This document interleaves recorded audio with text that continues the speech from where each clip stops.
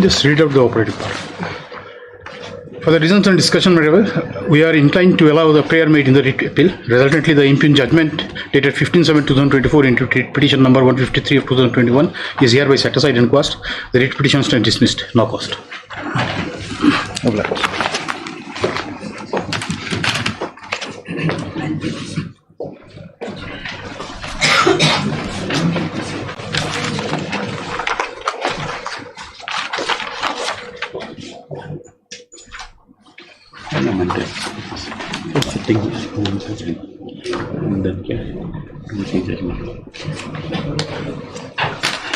Any mention? Sure. Item number 6, my lord. This is under consideration, and on the last occasion, my lord, my friend has said that they will approach to the EC, but probably he could not approach because of the strike going on, my lord. I have sent a letter actually to. We have not received. Yesterday, my lord, I had a discussion with the deputy CEM. He has come to discuss about this matter only, my lord. So he said that we have not received anything, my lord, till now. Recently, I have sent it because probably because of the strike. What is going on, my lord? No one is. Let it come after 3 weeks, my lord. Parties, Mr. Petitioner prays that allowed 2 weeks for that time to approach the respondents. Yes. As suggested by Mr. S.D. Yes. Hello, yes, after 2 weeks, yes. Much less. It will be after 3 weeks, my lord. The strike is going on. He cannot go. What strike still going on? My lord, yes, my lord. The staffs, my lord, they are not even. Is it 2 weeks also? Because I can go to their house also, go to Quatar also. My lord, EC cannot sit, my lord. Let it be after 3 weeks, my lord. 3 weeks. Go to the quarter. Much less loss. May I please, Your Lordship? Your Lordship, I beg to mention number 7 on behalf of LSC M. Sharma, Your Honor. Let this matter come after 3 weeks, Your Lordship. Is a legal aid matter? Yes, Your Lordship.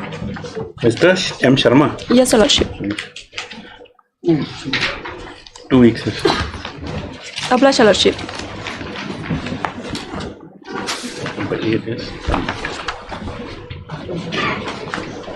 Yes, make it quick.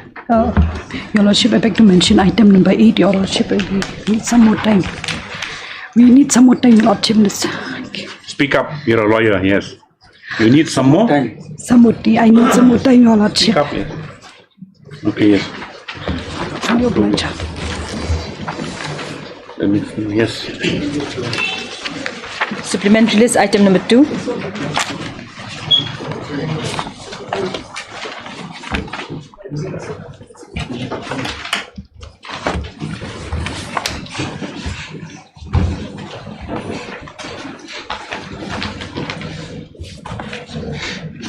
In preferring the appeal, Lordship, assailing the impugned judgment dated 30/11/2022 and order of sentence dated 30/11/2022. The delay? There is a delay of 910 days, Lordship, as per the office note. Yes, Mr. Sangu. I have calculated 907.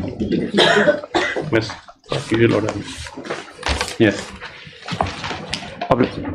Daily list, item number 1. You see the display?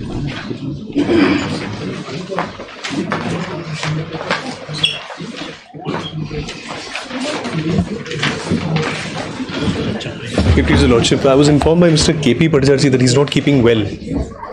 I'm for respondent matter.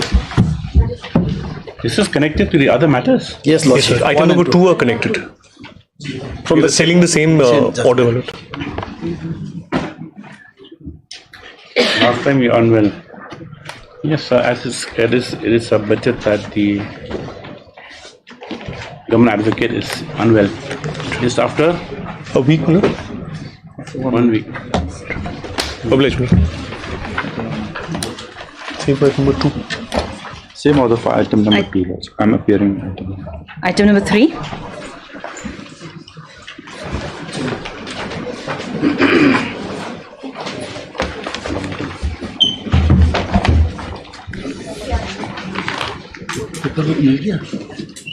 Lordship, I have received the paper book. Yes, you received. We'll collect from the office. Yes, sir. As the paperwork is ready, when for hearing? After 3 weeks, Lordship. As the paperwork stated to be ready, it's a matter of hearing after 3 weeks. Yes.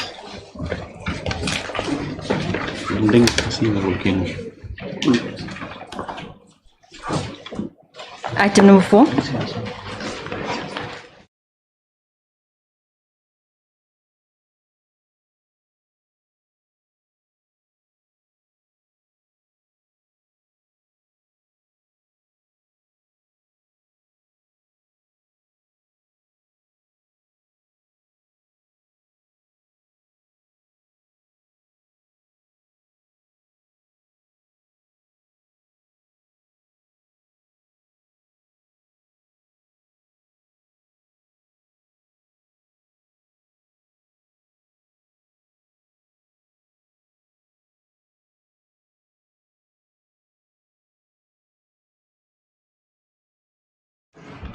Lordship, the respondents are supposed to file an affidavit, Lordship.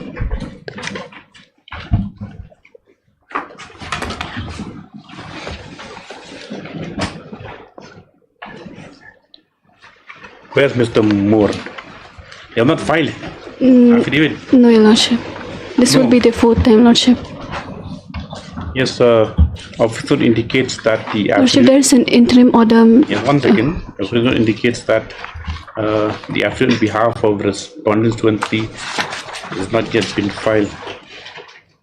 Though 3 weeks' time was allowed, provide order dated 8/7/2025. None appears for the respondents today. However, in interest of justice, further 2 weeks' time is granted. Stop. Next, an interim order, if any, to continue to the next day. Yes, sir.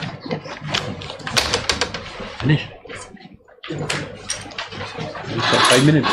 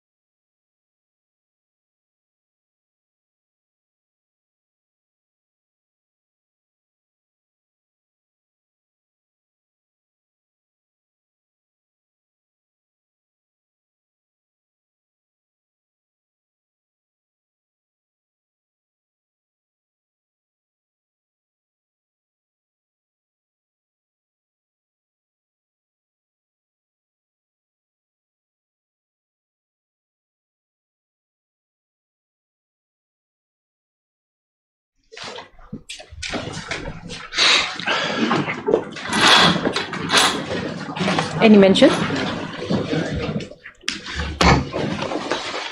Yes. My lord, one matter has been referred to mediation, my lord, but there is no scope for mediation in that. Which one? It's not listed today, my lord. I am filing a mention for listing that. No, tomorrow or Monday, my lord. Lordship, I beg to mention item 4, Your Lordship.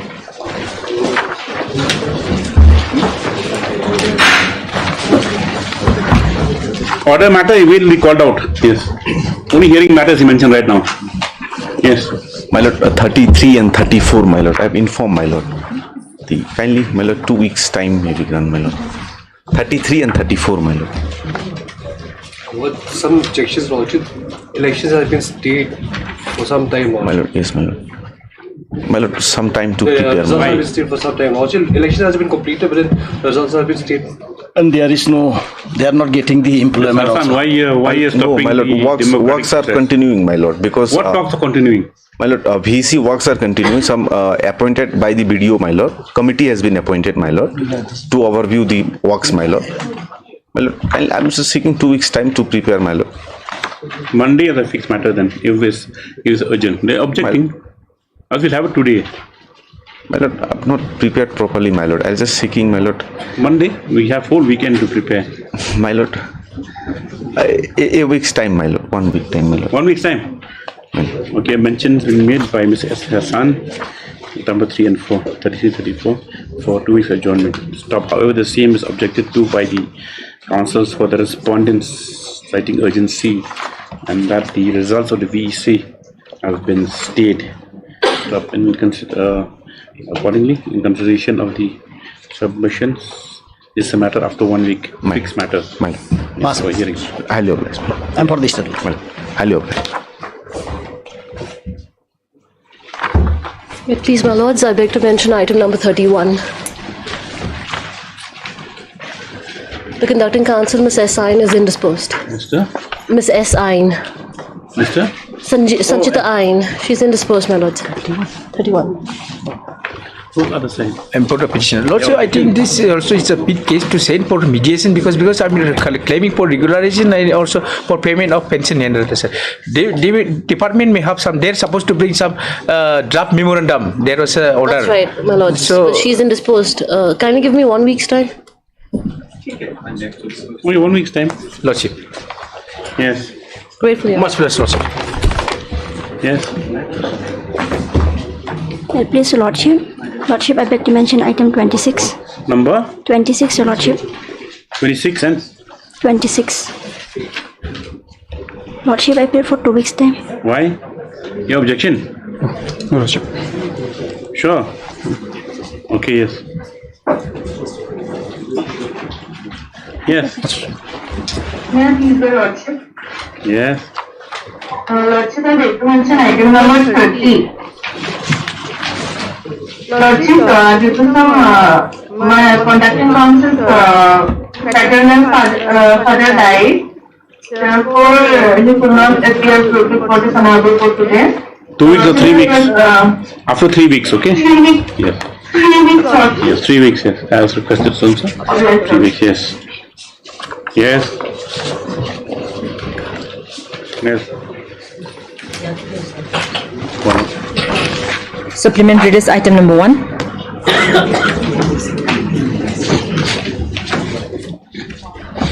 My lord, this pertains to non-communication of ACR leading to, my lord, non-consideration of promotion in the year 24-25. Which post is serving now?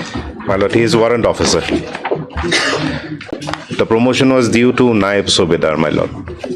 Which years? Promotion was due in 2024, my lord. No, which years, but the ACR not communicated? 2020. 2020, my lord. To 21. My lord. Yes, Dr. Mozika. Affidavit is a covered case. My lord. Disposal of. Next statement. Okay, heard Mr. B. Pathak issue notice Dr. N. Mozika's presence except notice on behalf of all the respondents. No further notice called for. Just up to 2 weeks for instructions or affidavit. Yes. Obliged. Item number 2.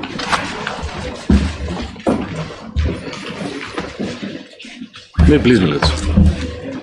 The issue here pertains to they say the respondents have matters, they're similar. All of them are similar. These are all the gas agencies there before, my lords. Now, what happens is, in normal course of business, the cylinders which are picked up, from the market, sometimes there may be some defect in it, so they are returned. So, that is called from the market. When we get the cylinders, when we get the stock from Guwahati, and when it is given out, so what happens is sometimes there may be some defect in some cylinder. A, it is either not given to the customer, or sometimes given to the customer, complaint comes and it's taken back. So the procedure is it has to go back to the plant. Now, for that, there is a procedure laid down under which there's something called an ERV which is signed. ERV, what does it stand? I'll give the full form of ERV, it's called Equipment Return Vouchers. Equipment Return Vouchers, Okay. Now, where is my... No. Yes. Now, for the period 23-24, we suddenly got an email on 18-25, which is at Annexure 2, page 48. 1 second.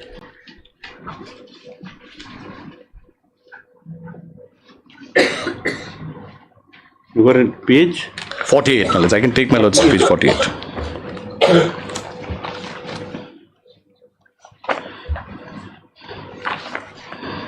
Yes. This is dated the 18th of February 2025. It says, if I may just read from para 3 onwards. Recently, a review of the credit debits passed to distributors, transporters on account of market return cylinders in the year 2023-24 was carried out for North Guwahati BP.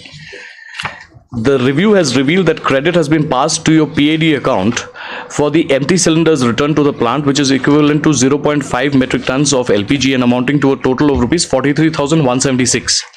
The said credit was incorrectly passed on to your account since the ERV slips were not signed by either the transporter distributor representatives or by both, which is in violation of the prescribed policy. It may further be noted that not following the aforementioned procedure is a violation of clause so-and-so of the distributorship agreement signed between you and the corporation. In view of the aforesaid, you are requested to submit your explanation.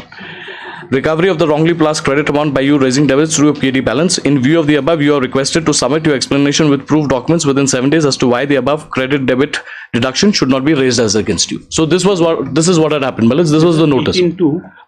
So we immediately responded. And then what do you say? We say, I'll take your lordships. If my lords kindly come to Annexure 4, page 59.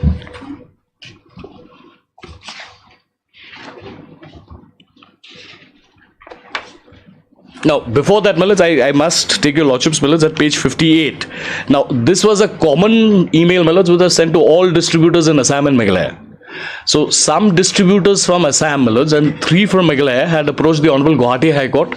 In the first instance, by WPC number 1469 of 2025, which my lords would find at Annexure 3, page 49. 49, okay. Balance. That came to be disposed of by judgment on order dated 17/3/2025, and my lords, the operative portion is at page 58, paragraph 6 and 7. My lords have it. So against that email, my lords, these people went and filed. Not the petitioners before your lordships, my lords. No, similarly situated people, and they were given 30 days to submit any reply. Right, okay. So, my lords, what we did is we also wrote to them. At Annexure 4, on 28/3/2025, we wrote to them. Yes. We say we respectfully request an extension of 30 days to submit our explanation and supporting documents. The 1 week period provided is insufficient, that's there. And thereafter, next page at Annexure 5, if my lords kindly see. Yeah.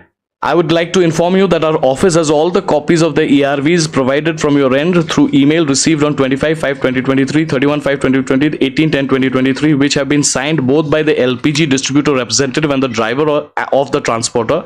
And all the documents are with us and will be provided whenever is required. Recovery of the so-and-so, not relevant, my lords. We say don't recover. Then, my lords, on 16th of June 2025, we were directed to go and appear before the authorities. At page 16, page 63 is the typed copy, my lords.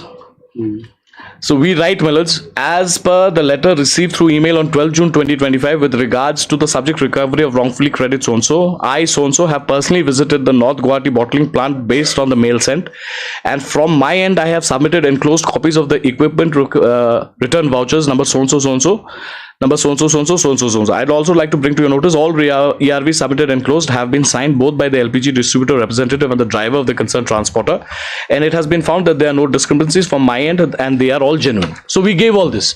Now, my lords, what happened is we get an email at Annexure 7, page 64. And this is a common email which has been sent to everybody, even people who have not been called to the plant as yet. Now this says, this is in reference to the communication on the subject. You may kindly recall that as a gesture of natural justice, letters and communications were issued to you on the same, wherein enough time has been provided for you to submission of explanation as to why the debit deduction should not be raised against you. Moreover, you did not report at plant on 16/6/2025 with relevant documents as requested by email. As sufficient time has elapsed on the opportunity given to you to contest the debit deduction, now as per procedure, we're going ahead with the debit deduction. Has the debit happened? Not yet. As of now, no, my lords. So your case is that you had gone, you complied with all the requirements, We've but, provided them with all the documents. You're appearing for Indian Oil? My lord. Your name? My lord H. Gupta, my lord. Yes. Lord, What is your stand? my submission is that, my lord, the initial letter was of 18/2/2025. Thereafter, my lord, they prayed for time. However, my lord, the email which has been impugned, page 64, if my lord will see, that reflects that the petitioner have not replied to that letter effectively. So what at this stage, my lord, may I pray that they may reply to the communication dated 18/2/20 in detail, and my lord, then we can pass a speaking order to that effect, my lord. Not because matter can be disposed of, my lords. Only thing is, my lords, that in this particular case, not only have I responded, provided the documents, but I have gone and visited them also.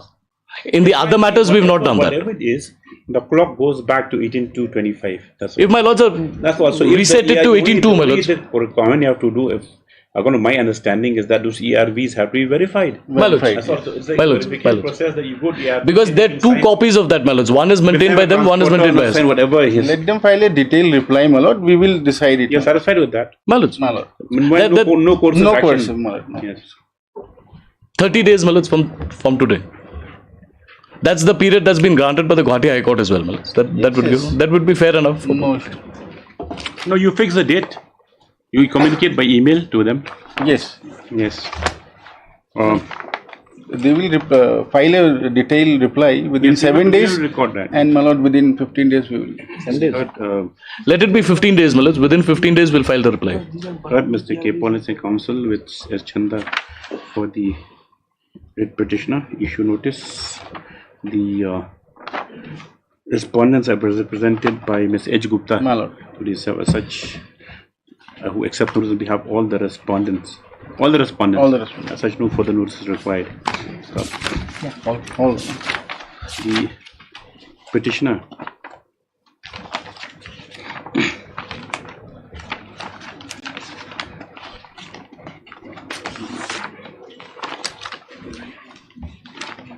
Where is the synopsis? Ballads. Yes. The petitioner was stated to be a Para 1, my lords. yes, to be a agency, gas agency, LPG agency, LPG gas agency, known as MS so and so, is before this court with the grievance that the respondents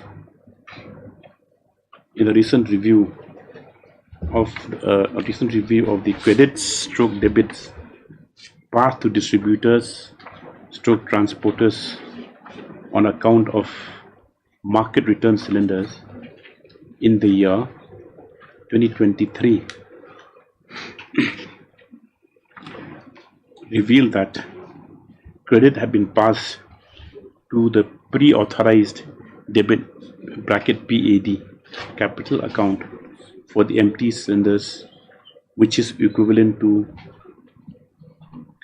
blank all the other cases 0.58 MT of LPG You have this worked out, right? And was informed in the said letter that after the review, the said credit was incorrectly passed. These are the figures. Since the ERV slips were not signed either by the transporter, stroke distributor, representative, and as such, the respondents were seeking to recover the said amounts by debiting it from the account of the petitioner agency. Stop. Mr. K. Paul Leonard, counsel for the petitioner, has submitted that the matter emanates from an email dated 18/2/2025. Where's the email? The communication. Page 48, Communication, sorry. Page 48. Melons.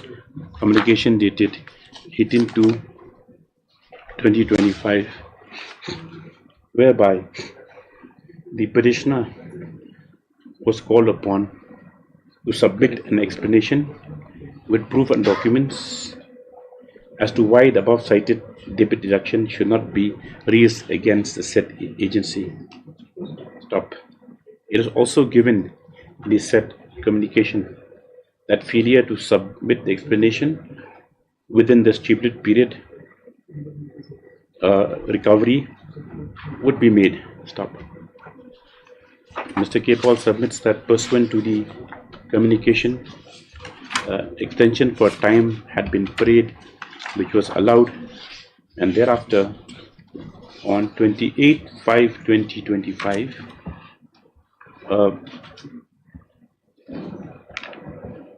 this on that date you supplied all this. No, Mel, it's 28. We say it is available with us, so they asked us to come on 16th.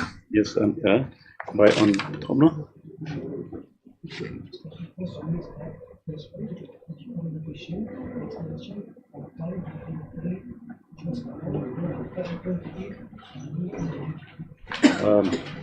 I had informed the respondents that the ERVs which had been duly signed were available with the agency, and as such prayed that the demand for recovery be withdrawn. Stop. Thereafter, he submits the petitioner. He was asked to personally appear before the respondent number. Well, it's this is DGM plant is respondent number 4, Melons, if I'm not mistaken. Number 4. Before respondent number 4. By the email dated 12 June, Melons, we were asked to appear. Yes, thereafter by email dated 12 June, the petitioner was asked to appear on. The email is not here. No, that email is not in X, Melons. Our response is there. First line, if my lords may kindly see. As per letter received through mail dated 12 June 2025 with regards to subject recovery so-and-so, so-and-so, I so-and-so have personally visited. So we were asked to appear on 16th.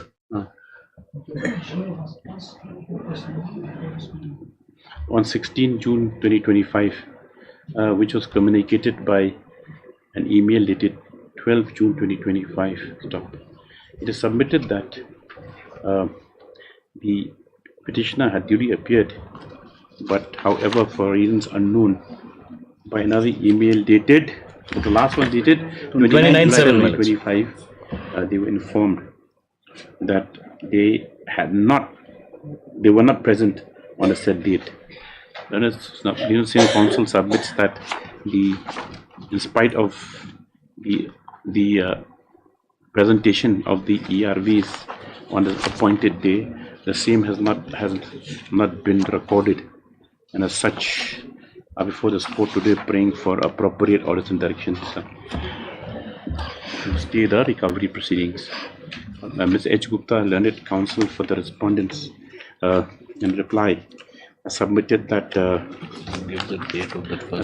has fairly submitted that in view of the situation as projected by the petitioner, the respondents are prepared to afford another opportunity to the petitioner to comply with the requirements as prescribed by Well, it's letter dated 18/2. As asked by the letter dated 18/2/2025. In this connection, he further submits that the petitioners thereof, as they have filed instant petition, be put to notice to comply with the same and to supply all the required details within 15 days, and the date for appearance which thereof will be fixed by the respondents and communicated individually. Please communicate individually. Don't communicate like by common mail. Yeah, common mail. Individual. Yes. Next paragraph. This court has heard the counsels for the parties and noted the submissions and also perused the materials on record. Stop. The subject matter in issue, it seems, limited only to track the procedure or the process which had been adopted by the respondents in ascertaining the ERVs as demanded by the notice dated 18/2025. But however, as the respondent through the learned counsel has made a undertaking that the matter will be re-examined, so this writ petition disposed of with direction that the petitioners herein shall within 15 days. You feel communicated first and then appear person later, or how does it work? Well, we can file the response. Yes. Once we file the response, then they will fix a date. 15 days, enclosing all My the lords, required. may I pray? What I'm informed is, my lords, these are very bulky documents, so may it take some time for 20 days. compiling. 20 days. Yes.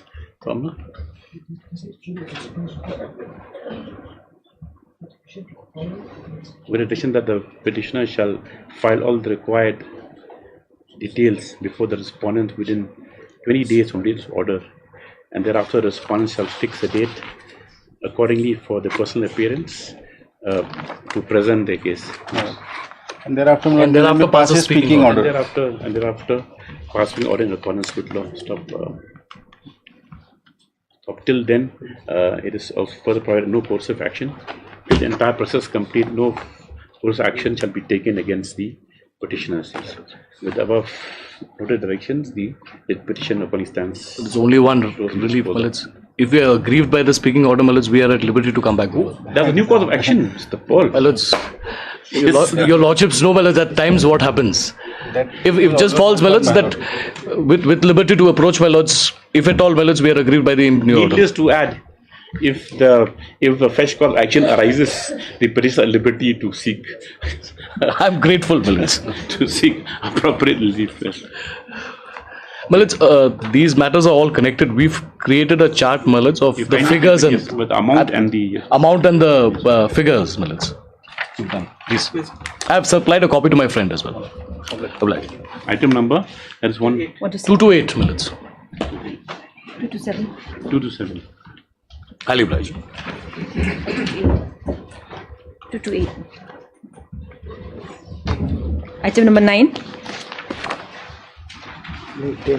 9, sir. 9. This is against Union of India.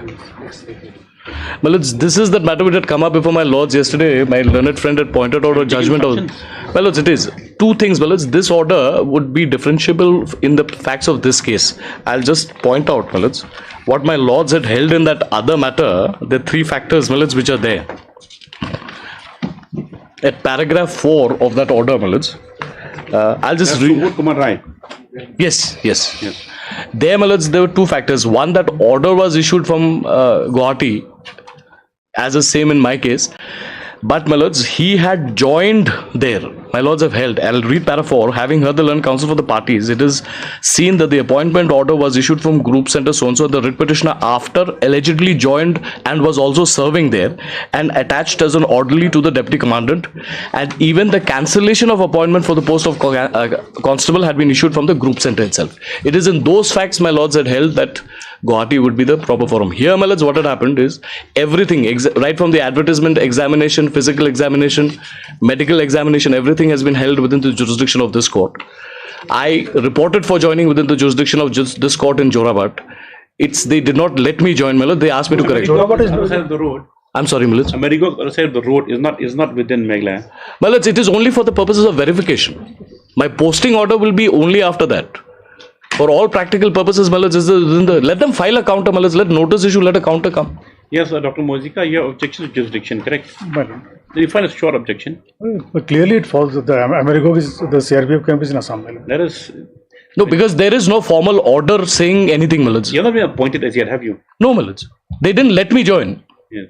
They asked me, I said, go and correct it. Where's the order calling, asking you to join? No, they have asked me to come and report for, my lords, verification of my documents. I'll just place the... Yes, 51 is the appointment 51. letter, my lord. 51. 51, my lord. It is the offer for appointment, my lords, and if my lords... Amerigo District, Kamrup Metro, Assam, my lord. If you accept the... Mr. Paul, what difficulty I have not been able to join, my lords. What difficulty is there in approaching Guwahati High Court? My lords, sometimes, my lords, this young man who's not been able to join a job, my lords, which he's successfully completed and has been made to run What out of. difference will it make? My lords, There'll be a different standards of justice. Not at all, my lords. This is the same thing was explained. Some difficulties are there, my lords. Let them file a counter, my lords. It's otherwise. Delay the whole appointment process or anything. Let's, because there's a very short their matter. intention? It can be both the motion stage itself if they don't have objections to jurisdiction. The thing is that only with the date of birth which is wrongly shown in, corrected. in your matriculate certificate and corrected by CBSE, my lords. Corrected by CBSE. It is only after that he would have reached there for appointment. The only thing is that and no formal orders come. This Office of Deputy Inspector General Police, Group Center, CRPF, Guwahati, Amerigo. My lords, if I had reached there and a formal order had been passed, yes, my lords, I would have been stuck on that. The fact here is, my lords, they've not passed any order on that. Is that the stand jurisdiction?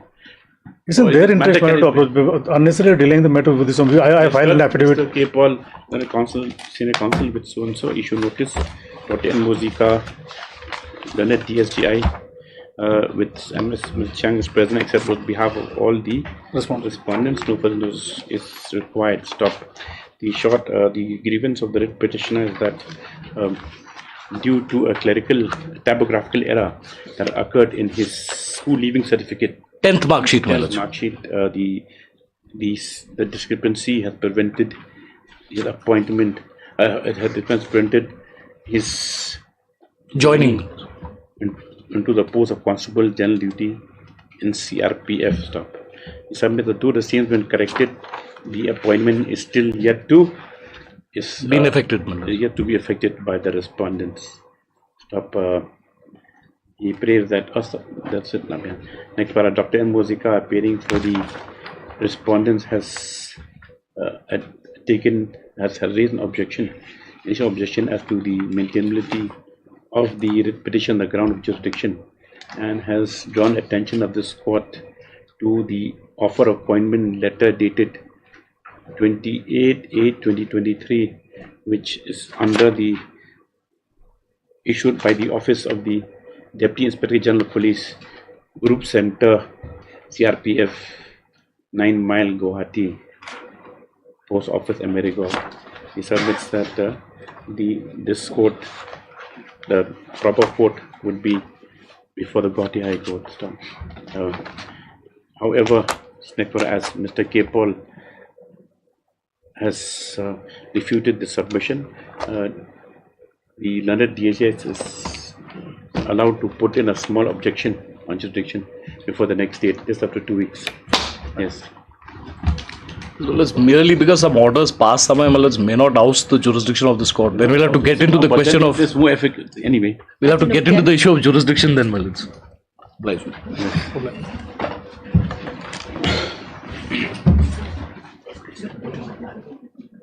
Item number 10. May I please, Your Lordship?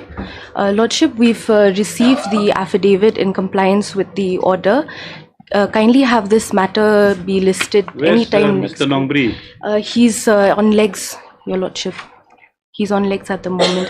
Kindly have this matter next week. No, because the thing is that what does the affidavit say? Let's affidavit says, my lord, two things. That age has been relaxed, my lord. A roster point has been applied, and third thing, my lord, is that the advertisement has been forwarded to Meghalaya Public Service Commission for post to be advertised, my lord. If your lordship will kindly see page 6, my lord.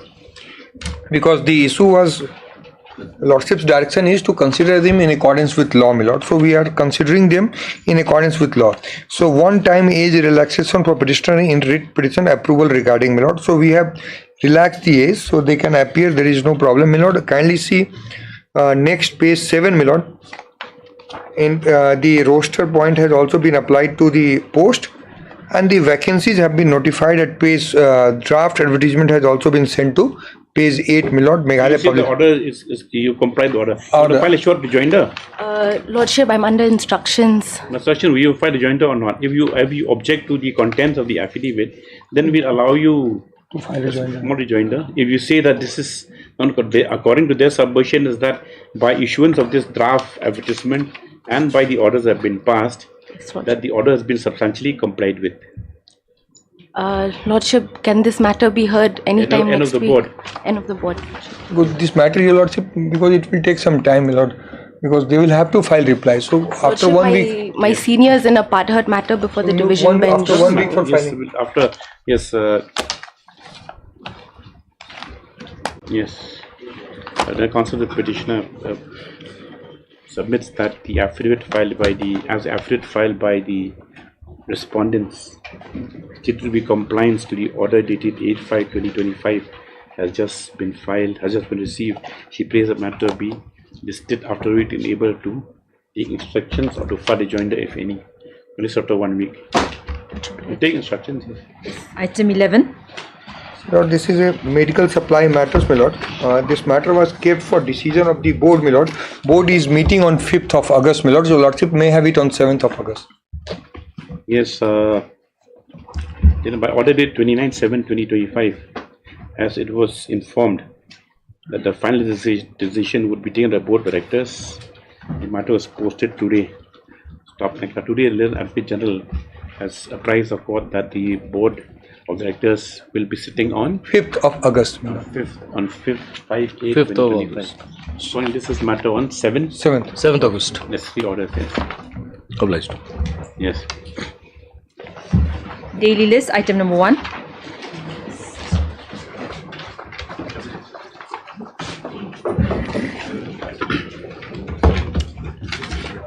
My lord. Yes. My lord, A meeting was held with the district authorities and the Yatris, your lordship, and it has been decided that we have the procession on the 2nd of August. Yeah? On the 2nd of August, the procession will be held, your lordship. So, and the participants have been asked to provide their names, furnish their particulars, so that identity is maintained, your lordship. We'll post it after when? After the 2nd, your lordship. I am appearing today for respondent number 6, 7 and 8. Who 6, 7 and 8? My lord, the Darbar. Oh, the Darbash, no. Yes, my lord, we have filed an additional affidavit. It has come on record. I have to. My lord, on the last occasion, my lord, your lordship will recall that an SOP was produced before this honorable court. Mr. Kumar, since the date is day after tomorrow, we're not inclined to entertain any other submissions right now that might, affect the entire. Yes, your lordship will kindly tell you. What do you have in the affidavit? We have brought on record our objections to it, and we didn't. Because this matter was pending before it. NOC is yet to be issued by the Darbar. But that's a fact remained. Number 1. Mr. Kumar, please. You please kindly see the YouTube that was. I've seen. I don't think the Darbar can backtrack now. Sorry. No, the order dated 11/7 is clear, your lordship. Your lordship will kindly. Of August. Your lordship will kindly see. We're not going to go anywhere, Mr. Kumar. Please. No, your lordship will kindly appreciate one thing. I will be only referring to the order of the division bench. One thing, please be fair to the court also. I'm asking even the respondent be fair to the court. The matter was heard at length. There was a direction that has been complied with, and then you see also the last deliberation that they said the permission be given by government. That has been done. So let's not cloud the matter anymore. So you would have it on the 5th. You come on your lordship will kindly then consider the 2 other additional suggestions that we have given in our affidavit. This it's those ideas. We have left it to the committee, Mr. Kumar. Your Lordship, kindly bear with me. I'll not go beyond the orders that your Lordship has passed. We'll not change the orders. Yes, Please, yes. remember if that. if you want to have any modification of the order, we know the forum that this is not the right forum to have the order modified. You want to file for recall or appeal, you're free to do it. Yes, but your Lordship will kindly bear with me for one second. Please come over here. Your Lordship will first recall the order of the division bench by which this Honourable Court took cognizance of this matter. The Honourable Division Bench order was very specific that if the mediation fails, then the matter has to be referred to the District Council. And on the last occasion I have seen the video, a SOP was given in the midst of the hearing. We did not have time to go through the SOP, and one of the clause 9 of the SOP was that the NOC has to be obtained from the Darbar. Then I had heard the submission of the council from the other side that clause 9 has become odious. Not from the other side, it is from your side. Yes, madam. From our side, we have said that, because I have seen the order and the video, actually what the Darbar wanted to say, that beyond the jurisdiction of the Darbar, we don't have any objection. Now, your Lordship's order, ultimately, your Lordship has recorded our objection. Then your Lordship has said that sprinkling of water. My Lord, I want to say, my Lord, that this sprinkling of water was never a part of the SOP. That's the order of the court. Yes. So finish. So my Lord, your Lordship will kindly say. Was submitted that he's the No, your Lordship will kindly include this other two conditions. Not inclined to. Your Lordship not inclined to modify the orders. This is. Please. With utmost respect, Mr. Kumar. Please don't push the court. With due respect, yes, we cannot make a fool of the court. Ask the Dharma to make a fool of the court. You come and make other submissions. You were not here. You don't know the other submissions were made by the council. That the question of permission NOC is non-issue. We're not to give it. That to come from the government. Please stop. My Lord, only one thing. One thing your Lordship can add. CCTV. Please. Do not make me pass other orders, which will be very damaging. I'll leave it to the wisdom of the Honourable Court, madam. Very sorry. Very sorry conduct of the Darbar also. Because, among Khasis, what they believe, it means one thing, my word is my word. We don't need anything to be written also. And I expect regional institutions, I also am a firm believer, but you expect that once you give your word, it's your word. My Lord, only not to come around by that. My Lord, for me, you just ask your client what is meant by Khitiyan Gabatam. My Lord, just ask him. My Lord, now please. Only one request is that they are asking for CCTV coverage of the main area so that your order or Lordship's order is protected in every litter and spread. The authorities, you make your representation for the authorities, they do what's necessary. The deputy commissioner has been entitled. Your Lordship will kindly observe that we will file the representation during the course of the day. You file the CCTV, that is, you make whatever representation you want for security. Yes. Because, my Lord, Mr. BD Kongwar, now you're a new counsel for the. Yes, Mr. BD Kongwar is a counsel with, what's your name? Jason Lordship. Yes. Has newly engaged counsel for respondents number 6, 7, and 8. Has filed an additional affidavit. Have filed, submitted, I've not seen the additional affidavit, has filed an additional affidavit, bringing on record other materials. Stop. As the matter, as the Yatra has been informed, is fixed for a second, the court not inclined to issue any further orders which may dilute the earlier orders by this court. However, if the respondents, for the sake of security and that the event or pilgrimage, pass or incident, may make suggestions to the district authorities for law and order. Yes. Now, your Lordship, any observation, this matter will be kept pending or what? We can't have this. I am a firm believer in many things, and I can't. There will be no, slipping and sliding, and that's the thing. Since your Lordship, whatever has been placed for this court, we have examined it, we have passed orders. At that date, it should have, yes. Your Lordship is keeping this matter pending. My Lord, pending. My Lord, there's a small issue that has come up. Some new players have entered the scene, my Lord. They filed miscase. No. What has happened is, if I can just take a minute, my Lord. Otherwise, we can't. Yes, my Lord. We were required to obtain NOC from Darbar. In this, from Mosanram? No. This is another Darbar, my Lord. It's a place called Lingyong. So what happens, my Lord, is we set up a pandal there every year, and we spend the night there. Cooking is conducted out there, and Yatris, they spend the night out there. Now, NOC was required from Darbar. We've obtained the NOC. Based on the NOC, we started electing a panel. Now, what has happened is some organization has come forward again. This is the Seng Samla. Deputy Commissioner, Mr. We've gone, my lord. How can we take it's outside the list of this case? This case only concerns the permission in that procession absolutely, and the case. absolutely, my lord. We've gone to the DC, my lord. We've gone to the DC, but my lord, your lordship will say this permission was of earlier permission of 2024, and this writ petition was filed by a person who claims himself to be the treasurer of that organization. You can make your other objections. So we've gone to the DC, my lord. We've given a written representation. The thing is that you also, with the court also, it is also reported by the counsel petitioner that in the course of preparations, there has been some interference objections in quarters. They are also free to make their representation before the deputy commissioner who will pass appropriate orders. Whatever you have is outside the list. It's not before this court. Like what they're saying also is outside. It's already, we already passed orders then. Sorry, we're not going to. No, we have brought it on record, my lord. Your lordship may not agree with us. We have to bow down before your lordship. Yes, Mr. Kumar, we understand that. We do respect. Yes, that's why this court is saying. My lord, we will also not cross the line, my lord. And you see, one thing that why this court doesn't lose its cool. Only thing is that after they made a submission, in consideration of submissions made by the department, these orders were passed. That NOC. My lord, and that is why now, if you come today and say that, I don't know how it's been instructed, but my lord, I don't know, because that day the interaction with the headman was in Khasi. I don't understand the Khasi language, but the headman. But the headman says that Thank you very much. I have not. Next matter. Item number 2.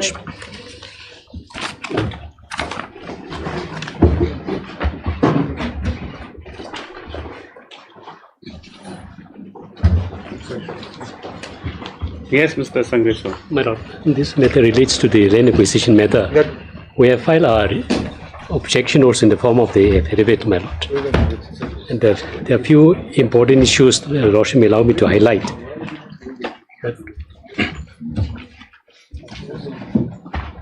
Yes. It's an admission hearing. My lord, this is admission hearing, my lord.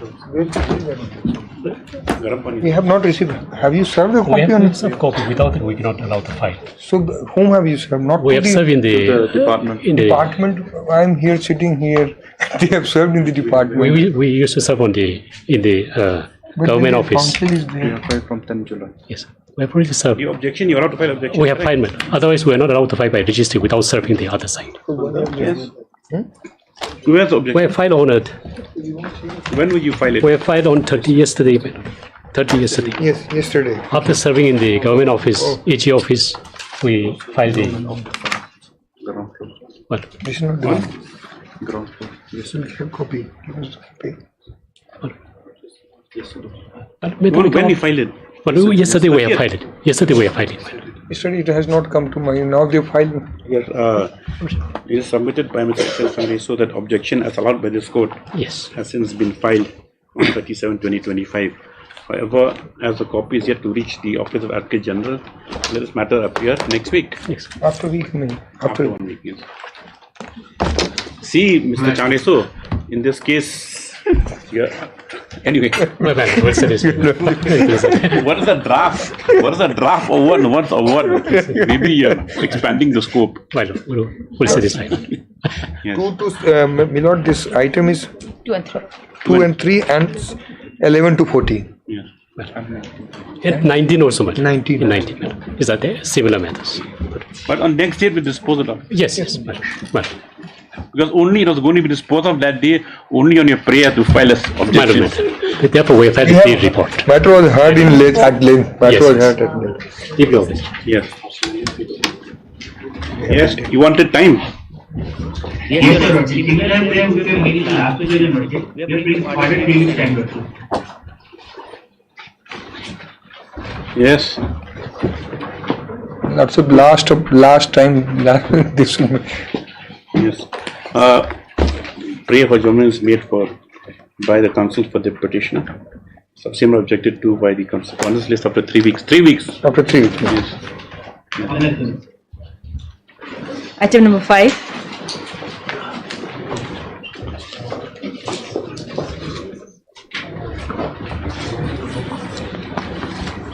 Please, Lordship. Filing the affidavit of service, Lordship. We have served a copy and then it is from the post office is received, showing as delivered. So not been received. Here in that poster, it is shown that they have delivered on 27/7/2025. Mr. P.T. Sama submits that the respondents 4 to 7 have been served. He prays now to file and service. Yes, affidavit of service. Indicating service sponsored respondents. Yes, this after 2 weeks. Lordship. Most blessed Lordship. 6.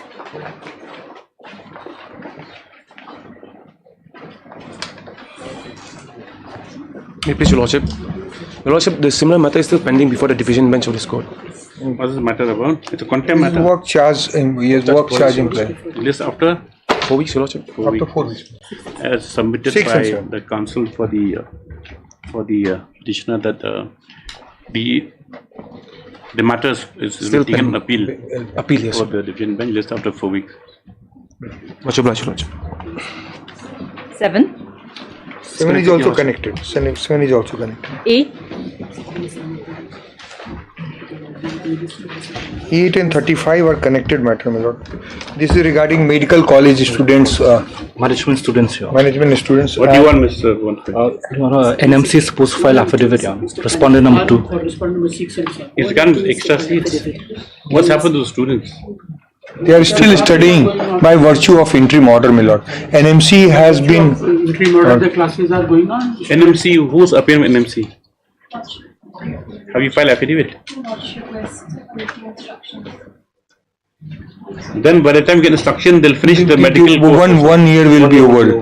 1 year. That is a issue, my lord. And what happens, my lord, in NMC, if the admission is in excess of intake capacity, if intake capacity is 150, then the NMC at the later stage will say that we will not recognize But the. one thing, Mr. Captain General, yes, my lord. if they are studying under orders of the court, No, because that is why the final. No, final adjudication. That is why final adjudication will be required. Final. That is why we. One second. I'm just hearing her. Yes? Hear you. You come here. Come this side. Come here, come. Another 2 weeks' time may be granted to us, Lordship. Where's Dr. Mozika? He's on Lex, 1 and Lordship, 2. before division bench. 1 and 2 is NMC. NMC is 1 is union.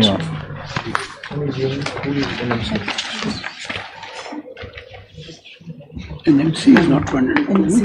Yes, MS Emerchang today has again renewed prayer for time to file affidavit in behalf of sponsor 1 and 2 on account of non-receipt of instructions.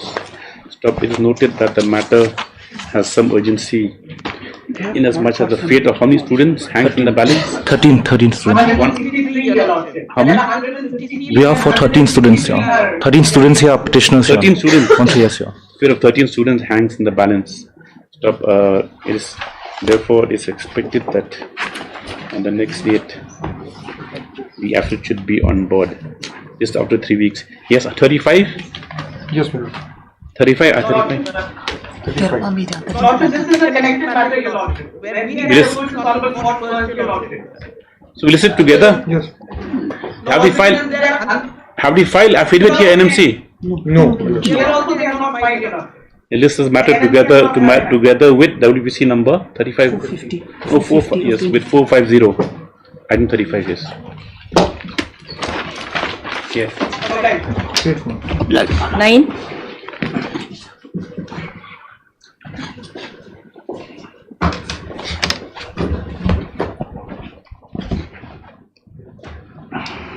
Actually, we tried our best to find the address. We tried our best to find the address of the respondent to. Not possible. Not possible. So what should the court do? Lordship, I'm appearing for the respondent number 1, the police station, in the matter. I'll file my power in due course, perhaps by next week. Affidavit? Lordship, I'll be filing my rejoinder to the respondent 3 affidavit. Already filed it. No, what about respondent number 1? Are you filing any affidavit? No, Lordship. No. Lordship, I'll just produce this bail order. Passed in connection to respondent number 2. He's disappeared, that means this person. He's on bail, Lordship, and there's a condition that he has to appear before the concerned PS. And he's disappeared. Disappear, Your Lordship. Lordship, kindly see the address in the first column, Your Lordship. This is the second address that we had attempted to serve him. He is confined in Central Jail, Kota. Lordship. Oh, he's obtained bail. He's obtained bail, Lordship. The address. From the jail. Lordship, kindly come to there's a bail condition that he has to appear before the concerned PS. My humble, you have done, I think. Lordship, my humble prayer at this stage is that since the concerned PS is before Your Lordship, if the you're paying for the police station, Lordship, yes. You secure his appearance. Please, Lordship. I'll seek instructions. Mr. M.L. Nongpur submits that in spite of their best efforts, they could not obtain the correct address or the whereabouts of the respondent number 2. Gotcha. He further submits that respondent number 2 has since obtained bail by order dated 11/3/2025 passed by the Rajasthan High Court at Jaipur. He further submits that as his presence cannot be secured, the respondent number 1 as a concerned police station be directed to inquire and to inform about whereabouts. Please, Lordship. Appearance. Paragraph 8 of the order, Your Lordship. That he has to appear before. That in the order dated 11/3/2025 of Rajasthan High Court, it is given therein that the concerned SHO, capital SHO, is directed to maintain register recording attendance of the petitioner. Stop. As such, there should be no impediment for respondent number 1 to secure the appearance of the respondent number 2. Just after 2 weeks, Lordship. 2 weeks. Before that, Mr. ASD has entered appearance today on behalf of respondent number 1. Decision has also allowed further 2 weeks time to file a rejoinder to the affidavit file respondent number 3. Yes. Number 3. List accordingly. Please, oblige. Item number 10. Hope the police not hand in glove with the respondent number 2. Lordship, I pray for another 2 weeks, my Lordship. Why? Lordship, the conducting counsel, Ms. Ayn, is indisposed. It's for affidavit, it's not for appearance of the counsel. I am aware, my lords. I have no instructions. Yes, MS Lordship. S. Shyam. Lordship, with regard to respondent number 5, I have filed affidavit of service. Yes, Ms. Ayn prays Ms. S. Shyam prays for 2 weeks time. Whatever seems allowed, yes, praise allowed. To be submitted by Ms. Ember Marak. That's also Ms. Marak that after respondent 5 since been served and after the against has been filed. Yes. This much obliged. Yes, on so and so after 2 weeks. 15. May it please your lordships. Lordship, I am appearing for respondent number 3 and 4. On the last date, the petitioner had stated that out of court settlement is going on. I have sought instructions. Settlement is it's still in process. But where's MS Adata? Lordship, he's appearing through VC, Mr. P. Buck. Yes. I am going to be Lordship. Is this out of court settlement going on? Yes, Your Lordship. Okay. Lordship, there is just one requirement. This honourable court had passed an order thereby staying the encashment of the bank guarantees which have been furnished by the petitioner to the respondent corporation. But those bank guarantees have expired, so the petitioner may be directed to renew those bank guarantees. Those reported that out of court settlements in process, Dr. P. Agarwal, Leonard Counsel for Response 3 and 4, submits that the bank guarantees which have been furnished as due to lapse. They have already lapsed. Have since lapsed. So, she prays that the petitioner be directed to renew the same. So, next part accordingly. List this matter after how much time? 3 weeks. So expected by then the settlement should have been arrived at. Stop. The petitioner is further directed to renew the bank guarantees, existing bank guarantees as furnished. Deeply obliged, Lordship. 16.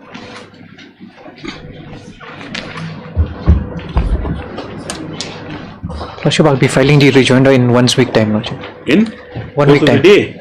1 week time, Lordship. Your Lordship, this matter pertains to Headman, election of Headman and Mongapletion. Yes, Mauplang, Your Lordship. It's been held up. No, Your Lordship. I'll file my rejoinder in 1 week time. But Your Lordship, there has been certain development as well. As of at present, public administration is affected. The villagers and residents of Mangap Kishalong are not, they are not getting any grant or schemes from the government. So, however, Your Honor, at first instance, when during the earlier proceedings, an acting headman was appointed, Lordship. And it so happened presently, Your Lordship, he's still functioning as the acting headman. And that has brought in chaos and instability in the entire village. So my humble prayer, Your Lordship, if it may, he be implemented as a necessary party in proper party, Lordship. As of at present, he's functioning, and it has caused a lot of disturbance in the. If there's an acting headman, complicated your submissions. If acting headman is in place, there cannot be any. With Your Lordship, since the term of the headman is already administration, Lordship. Let them file the joinder. We'll take it up. You file it within in 1 week, days. Lordship. 1 week. Yes, Ms. M. Lampu was given final opportunity of filing the rejoinder. List the matter on Thursday. Next Thursday positively. Lordship, interim order. Interim order shall continue. Yes, till next day. Next, you come prepared on next day. Lordship. Yes, Lordship. 17. 17 and other matters, reply has been served on the other side. We will be filing reply during the course of the day. My Lord, in this case, I have received the counter affidavit, Lordship, but surprisingly, Lordship, the inquiry report on the basis of which, Lordship, on the recommendation of which my license was cancelled, that has not been supplied to me, Lordship. In other cases, Lordship, my friend's matter, Lordship, the inquiry report has supplied to the. We'll supply the copy of inquiry. My Lord. In my two cases, We have not, in fact, if that inquiry report is not the basis, my Lord. Basis is. Two cases, inquiry report was not annexed in the affidavit. Basis is, my Lord. Basis is that their own. What is their case, my Lord? That in the complaint was received by the authorities, SDO civil, my Lord, regarding short supply of food grains to the extent of half kg and not maintenance of delivery and dispatch register. Reply was filed by in the so-called. In reply, it is said that so far as the 500 gram of food grain is concerned, they have denied the allegation. But the second allegation regarding delivery and dispatch register, what was said is that it is not being maintained because of COVID protocol after December 2022, my Lord. So therefore, there is a violation by them, and this is enough. Now, what they are trying to say that after so-called there was an inquiry conducted by the SDO civil through his person. That inquiry also gave some indication, but the basis of the passing of the order is that the allegation is there that you have short supplied 500 gram of food grain to each of the beneficiary and you have not maintained dispatch and delivery register. These two grounds are enough. They want to file rejoinder. An affidavit. Yes, I have put it in affidavit. But in the inquiry that so they asked that the inquiry report is not the basis. What do you want to see, Mr. Sheikh? My Lord, that inquiry report has not been supplied. They have not annexed the inquiry report, Lordship. What they are saying, my case is, my Lord, that I should so-called reply came based on the reply that the my Lord, only clarify 1 minute, Lordship. It is not a case where after the reply they have cancelled my license. They when proceed to conduct an inquiry, that after inquiry they have terminated, they have cancelled my license. Am I not supposed to? Just chronology. Put it in chronology. There was a complaint. Yes, my Lord. Then there was an inquiry. No, there was a show cause. My Lord, show cause in the month of March, my Lord. Then show cause. Reply then was your filed. reply was filed. Inquiry conducted. Inquiry conducted. Then cancelled. Then after filing report, and appeal is appeal, and these are appealable orders, my Lord. My Lord will kindly appreciate on the complaint. The first complaint was addressed to the secretary of the AMSHU, that Labour Union, Lordship. Who is he? Address or he is a complainant? He is a complainant. My Lord, then he has enclosed this complaint. I want to argue the matter, my Lord. My friend is arguing the matter. I would like to argue the matter now. Only the simple issue remain here is section 13, my Lord. See, the school is not understanding anything. My learned senior is my Lord. You want to understand? Yes, my Lord. Mr. Sheikh is clear to that extent. There was a complaint. There was a show cause. Yes, my Lord. There was an inquiry. Yes, my Lord. There was a cancellation.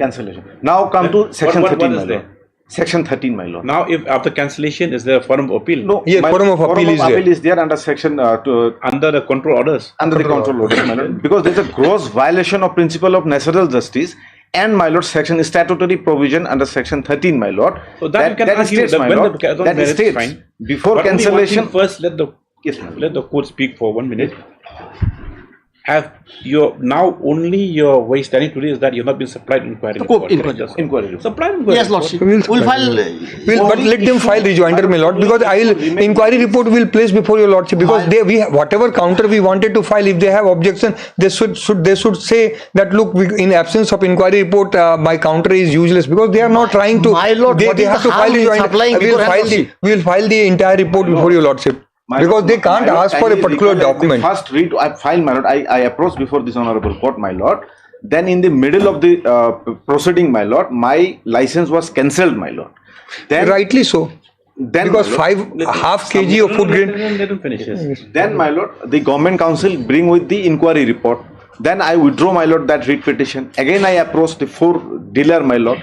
Then only contention here, my lord, is my lord, after submitting the inquiry, the section 13 specifically provides that before cancellation or suspension of the fair price shop, the basic minimum requirement is the show cause, and second is given an opportunity to the parties, to the affected parties, and hearing, my lord. Now, my learned is construing the show cause notice, which is prior to conduct the inquiry, is given an opportunity, which can be construed as an opportunity given, my lord. That is the issue. Running around in circles. If the show cause and inquiry came later, correct? Not inquiry came first, later, my lord. Inquiry came first or came second? Inquiry came later, my lord. Then? Show cause, my lord. Show cause came first. Show cause came then first. I thought you arguing that inquiry came first and then show cause came my later. lord. Show cause after receiving the complaint. Show cause notice was issued to the petitioners. Then show cause notice was replied on time. Then inquiry notice was issued. Inquiry held. Inquiry report was submitted. The inquiry was neither provided nor intimated to the petitioner. Till date, my lord, in 2 other cases, the inquiry report were not.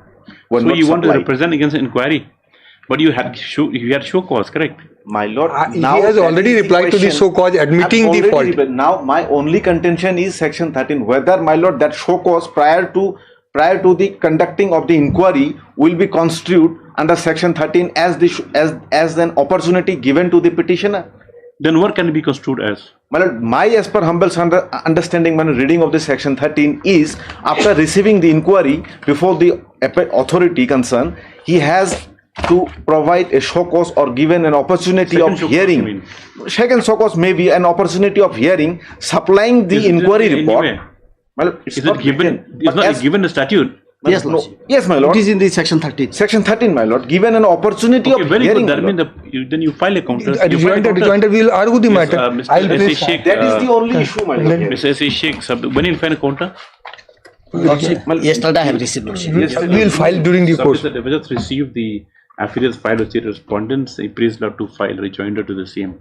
He has also, Mr. S.A. Sheikh and Mr. Hassan jointly has also submitted that the inquiry report on the basis of which the licenses writ petitions been cancelled has not been furnished. So, yes, after 2 weeks, yes. My lord, in the meantime, they can, so that I can now in peace. Matter has to be heard finally on merit. At least I should get the copy of the inquiry report for filing. What is happened? Yes, we'll place the copy of the inquiry report. My case is that I'm to furnish copy inquiry. Yes, Lord. What is the harm? Yeah, what is the harm? There is not. That's nothing, my lord. Is there? Mass of inquiry. I hope people are not starving there. No, as per my lord order, arrangement has already been made.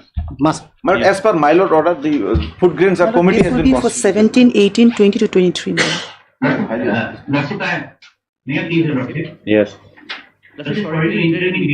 No, you can't submit now, please. Matter is over. Hearing. Supplementary list item number 12. Do this.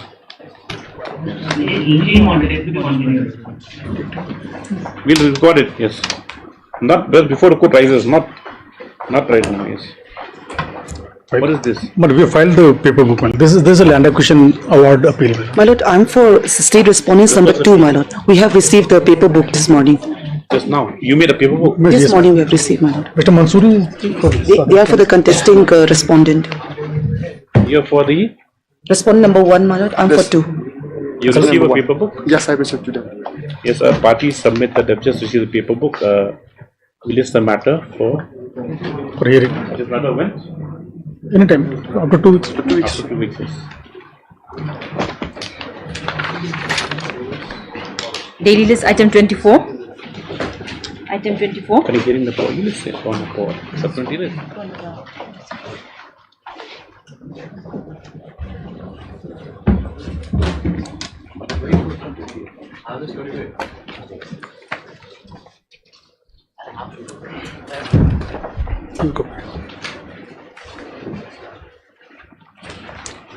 But just to recapitulate, my lord, I would only take your lordship. Tired of this matter, Mr. Pathak? My lord, we are equally, my lord, feeling tedious, my lord. So. But I'll only place 2 judgments passed by lordship, my lord. But where the petitioners from this contempt application, who were the petitioners in the original writ petition against which the contempt has been filed, they have chosen a different course of action, my lord. They have come before the honorable court by a fresh writ petition, my lord. Orders have been passed. Now the department is at liberty to file an appeal against that, whether they are examining that aspect. So, my lord, at this stage, my lord, when were the orders passed? This was passed, my lord. One is in June this year, my lord, and one is in February this year. So limitation period over. June is not. I think it's still there. So you're contemplating to file appeal, my lord. So you're putting them into that tunnel. Then let them file a fresh petition, and then you'll file appeal against the fresh orders. So, my lord, the natural course for them also will be. My lord, what I say is that the petitioners or individuals, my lord, by contempt, my lord, they cannot. They are free by the doctrine of election to choose a remedy, my lord. If somebody wants to pursue, doesn't mean that the others have to follow the same course, my lord. And what I was pointing out, my lord, that apart from, because the others, my lord, are now equating themselves with the orders passed in favor of ciphers. Mr. Pathak, his submission is that these petitioners here are common with the petitioners here in contempt. My lord. That is why. But not in the contempt, my lord. What happened in the writ petition? There are 2,400 petitioners, my lord. Contempt has been filed only by 10 petitioners, my lord. But they were the petitioners in the earlier writ petition. In the writ petition. Writ petition earlier, my lord. In contempt, only 5 or 10 of them have come. 10, I think. No, but are they other they're not common in the contempt and in this fresh writ petition? No, not common, my lord. So, in the writ petition, they are common, my lord. No, we understand that. But they have chosen to come again, and they have chosen to pursue the contempt, my lord. And my lord, only 12 of them out of 2,200 something, my lord. Only 12 have filed contempt petition, my lord. So my lord, in my understanding, these 12 cannot have. Mr. Paul, your matter's over. I'm at 25. No, your matter's over in the sense that your cipher, correct? Well, then you already covered. No, well, it's still not. That's why we are before your lordship. How is that possible? Cipher, I understand, Mr. Cipher, everything has been settled. Everything has been settled. Well, they have to file an affidavit, my lord, indicating what relief has not been given to them. Cipher is over. There were other successive orders also, which there were subsequent orders which fell from this honorable court, yes, which have been to which a limited compliance has been there. But it is not compliance of in terms of what the orders were passed by this honorable court. That's my instruction. But I was only then it'll become very complicated, Mr. Paul, because I this court understanding that cipher with past orders and cipher also, it's in the writ petitions. Yes, that's the petition. Cipher is over. There, my lords, what they have done, they have complied with only the writ petitioner would come before your lordship. That's my instruction. And the second aspect, my lord, in ciphers, the contempt can only file for the writ petitions, my lord. May what I was only wanting to submit before my lords, since there is an issue, my lords, of in contempt jurisdiction, what orders can flow from my lords. May I just pray, my lords, your lordship may fix a date for hearing on this issue of, my lords, first satisfying this honorable court that in contempt jurisdiction, what is the scope and what orders can flow from my lords. We can assist my lords on that issue. And thereafter, my lords will examine whether there has been compliance. Because admittedly, my lords, in Mr. Pathak's matter, there has been no compliance. In my matter, I say there is part compliance. And then my lords may then choose a course of action. If but we are understanding that ciphers, only Mr. Pathak, I thought it was something to decided. No. In fact, there are some other contempts filed by ciphers, my lord, which are pending separately, my lord. Where is that? They are there, my lord. Lordship had taken up a similar matter a few days ago also. They say that now we are sending it to the Ministry of Finance. Contempt applications are live, my lord. My lord, in my humble submission, this can be closed, my lord. Matters coming up, I can just submitting without any cause, further cause. To be very frank, Mr. Paul, this court filed all these matters. We're just looking for closure. For closure, this is what I so for closure, if you can, please show, the court depends on the assistance of the councils, at least where there can be resolution. May I just what is let them point out, my lord, what is the non-compliance? At least we should know also where we have not complied. Okay, we'll fix another date. We'll hear you at length. And my lord, either way, my lord, Mr. Patel's item, my lord, in my humble submission, the matter has to be closed, my lord. And if they are still aggrieved, they have to follow the course, my lord. No, we'll hear you. We'll put it after 1 week. Then you make yourself available, Mr. Patel. A date, my lord, on which we first satisfy my lords on the issue of maintainability of the contempt, and then on the. You take a date. Because the law of contempt also, as your lordships have seen, has evolved quite a bit. But Mr. Paul will have to file an affidavit at least. I should know where we have failed in compliance, my lord. Okay, Mr. K. Paul submits, Senior Counsel submits that as the to settle the matters in issue, he may be allowed to bring on record. What do you call it? The non-compliance. The part where there is non-compliance with regard to the cipher trade. Yes. Specifically to the petitioner. Yes. Specific to the petitioner. Yes, specific to the petitioners, yes. And Mr. Pathak's matter? My lord, I had already placed that. I don't want parity with ciphers also. Come for a different thing that anyway, yes, list the matter on. You just take a date from the court master. After 2 weeks. But what if files 1 week I can file the affidavit. And what if files I'll need instruction on that, my lord. Will the matter be after 4 weeks, my lord? They can file in 2 weeks time. 2 weeks time granted for affidavit with advance copy to the London DSGI to obtain instructions before the next date of hearing. Yes. The matter fixed after 3 weeks. And then my lords may first hear us on issue, my lords, what is the scope of contempt and whether, my lords, I can then come. Let the court try to find its own way. My lord. We'll try and render assistance, my lords. My lord, one Supreme Court in one of the decisions said, my lord, the cognizance cannot be taken of a matter after 1 year, my lord. This is provided they come after 1 year. This is 10th year. Provided in the statute. My lord, the spirit will still apply, my lord.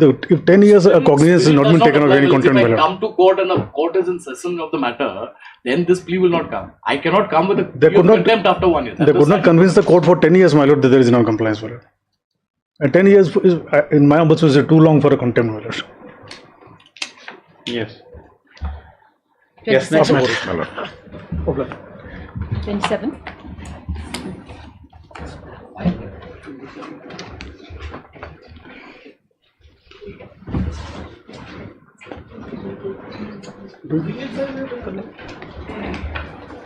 Yes, Mr. Patel.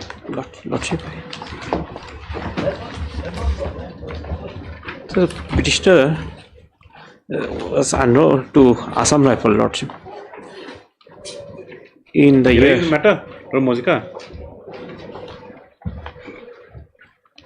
Since he's flipping pages. I didn't go through. Lordship, on joint request, it can be on next week. You're not ready also? No, I am ready, but since senior. Yes. After 2 weeks, on request for counsel of the party. 28.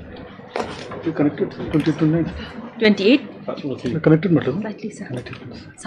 Connected. No. Well, 28, 29 also. Similar. What's actually this matter is quite different in the sense that this concerns promotion to the higher post. And that as BSF Lordship has already heard this matter, similar matter 2-3 days back in Mr. S. Day's matter, Lordship, where 3 years diploma was required for promotion to the higher post, Lordship.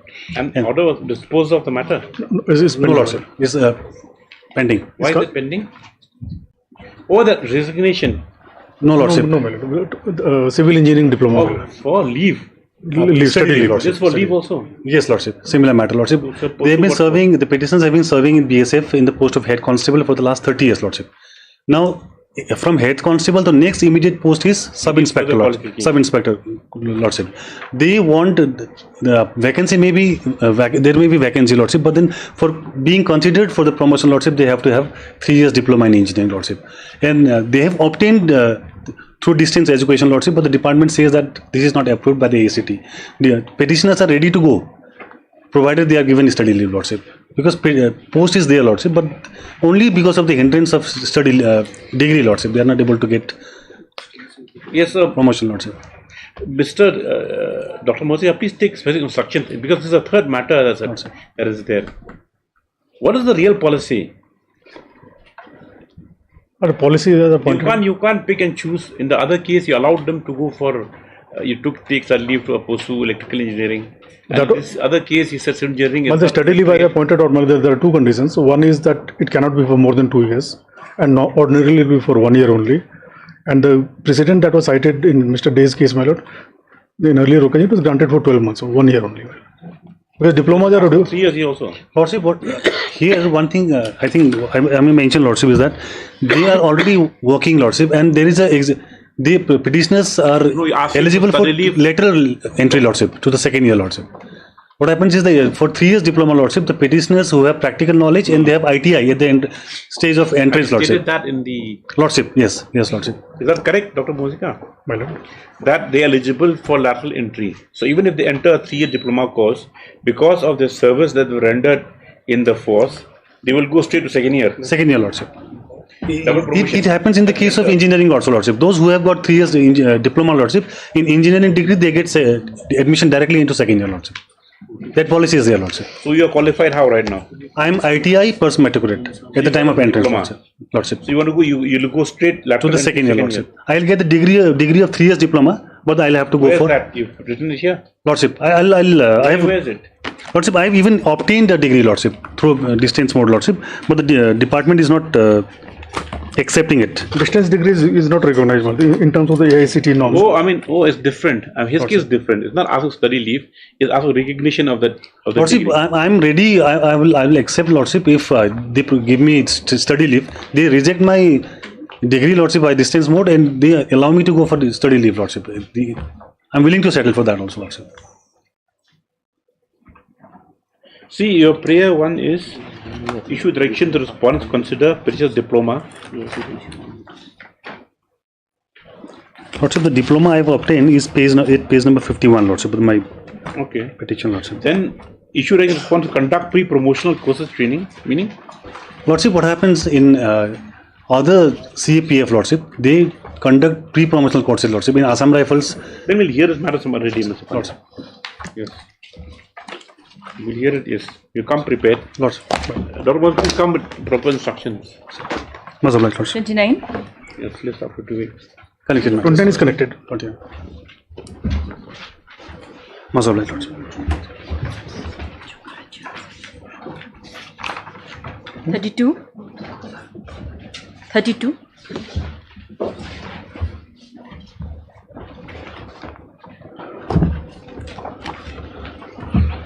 May it please, Lordship. Lordship, this is that matter, Lordship, where review medical examination was held, Lordship, and I was declared unfit, Lordship. And there are different results of the medical examination, Lordship. Lordship, here what has happened is on 24/11/2023 an advertisement was issued for SCC on SCC website, Lordship, NER region, inviting applications for the post of Constable GD in CAPF, SSF and Rifleman, Lordship. One second. You come and it's just unfit scoliosis of dorsal spine. Lordship. And then where's corrected, you say? Lordship, what has happened is, Lordship, initially in the detailed medical report, Lordship, I was rejected on 3 counts. Lordship, if I may take your Lordship to that report, Lordship. It is.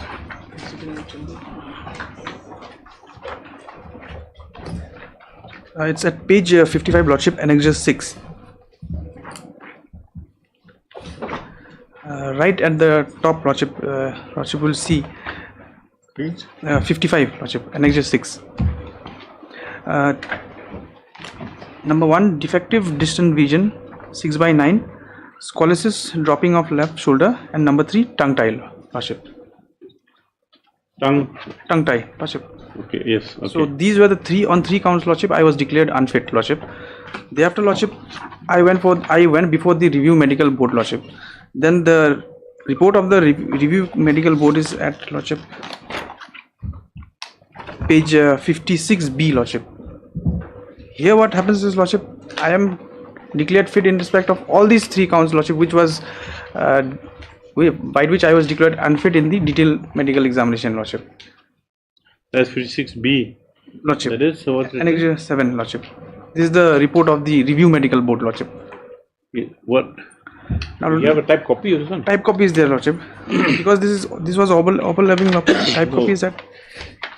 Annex 7, whether type copy? Type copy is there, Lordship.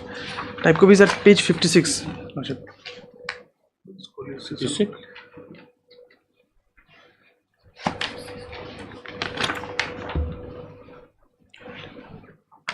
Where is it? Lordship, which is all eligible. Lordship. If I may lead, Lordship, from the original Review Medical Board report, Lordship. At number 1, Lordship will see that it's written that 6/6I. So they corrected to 6/6, Lordship. Then number 2 is scoliosis of dorsal spine. Only Present. Number 2, Lordship, right in the middle, Lordship. Present. This aspect was not there before the DME, Lordship. Detailed medical report. Number 3, no tongue, no dropping of left shoulder present. Arrow MA, left shoulder name. Then number 4, Lordship, tongue tie absent. So, Lordship. No, see this. What is this? What is scoliosis is there in the first one also? That is, Lordship, if I may take, Lordship, that is scoliosis dropping of left shoulder, Lordship, not of spine. Now we have right shoulder. Lordship. Now they are saying as of spine, Lordship. Scoliosis of dorsal spine present. Then? So, Lordship, because the review was not sought for this, Lordship, they came to a conclusion that I have dorsal spine. So that means, suppose in a review medical examination, you have something that's detected review, that means you become unfit. That means you'll be fit, sorry. Lordship, that they will have to reply, because this was not the subject matter before the whatever it is, Lordship. 3 things infirmity detected before, that is your eyes, then that scoliosis means what? Scoliosis dropping of left shoulder. Scoliosis means? Lordship, it means the bend in the, Lordship, the backbone, Lordship, the vertebrae. Scoliosis. Then? And number 3, Lordship, tongue tie, as your Lordship can see. So tongue tie now absent, no dropping of left shoulder present. No, Lordship, it's not there. So the only, but scoliosis of dorsal spine is present. Lordship. But Lordship, thereafter what has happened is, Lordship, I have gone and done the X-ray report, Lordship, in the same hospital, Lordship. It says that there is no dropping of, Lordship, dorsal spine, there is no dropping of left shoulder or dorsal spine, Lordship, dropping of dorsal spine, Lordship. In fact, 2 medical hospital, Lordship, one is in Nigrims and one is in Woodland, Lordship. I don't understand, Dr. Mazika. There are contradicting. Your case that you have 3 whatever shortfalls or whatever health issues, Lordship, that has been addressed review, but then they found one new. Lordship. That is one aspect, Lordship. And number 2 is that thereafter, Lordship, I have gone to 2 different medical facility, Lordship. I have gone and done. I have tested myself, Lordship. I have been declared fit, Lordship. So there are contradictory views, Lordship. And there are judgment to that effect, Lordship. I can't, to be very truthful, I can't understand the report. You see, it says straightening of cervical spine, vertebral bodies, IV disc space, neural elements, spinous processes, apophyseal joints. We need an expert. Lordship, if I may take your Lordships, if I may take your Lordships to page 62, Lordship. That will page 62 of the writ petition, Lordship. This is the report given by the Nigrims, Lordship. Reference from SSG GD recruitment for scoliosis. 62. Lordship, 62. Reference so what is written here? I can't make out writing. Reference from SSG GD recruitment for scoliosis, Lordship. X-ray whole spine TT. What is T1 to T6 20%? 20%. This is the same thing which they have done, and they said that I am unfit on account of dorsal spine, Lordship. And the other thing is, what is the fracture suggestive of? No, Lordship, no clinical radiological features suggestive of scoliosis, Lordship. Those features, not Lordship, fracture. Lordship. So they give a finding that there is no, Lordship, suggestive of scoliosis. This is doctor's writing also. Lordship. You should have at least deciphered this one also. Dr. Mose, I can see this is fracture, not feature. Who's to say? How's the court to say? My apology, Lordship. You can't make out the right thing. See? And fracture and feature are two different things. So, Lordship, there are two contradictory findings by the. So, Lordship, in view of that, Lordship, there is a judgment to the effect, Lordship, which says that if there are contradictory views taken by the medical officers, Lordship. This next page is X-ray whole spine. Lordship. Then this is the AP and report, LAP. Lordship. LAP and this, Lordship, this side sideways and rightways, Lordship, which is done, Sideways Lordship. Sideways and on the back, Lordship.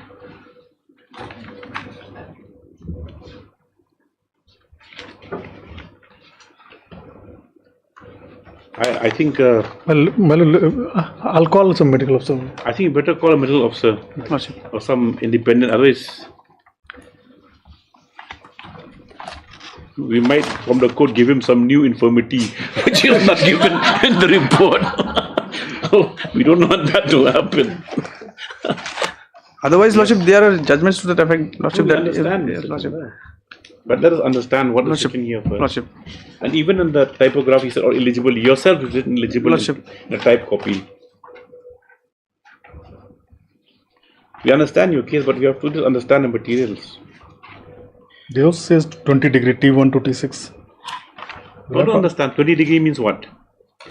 20 degrees is referred somewhere else also. There's a. It's referred in the report filed by affidavit filed by the union, Lordship. It's written. Page 26 of my affidavit. As the matter requires some professional assistance, list the matter after 2 weeks to enable. You can bring someone to explain. I can respond. Yes.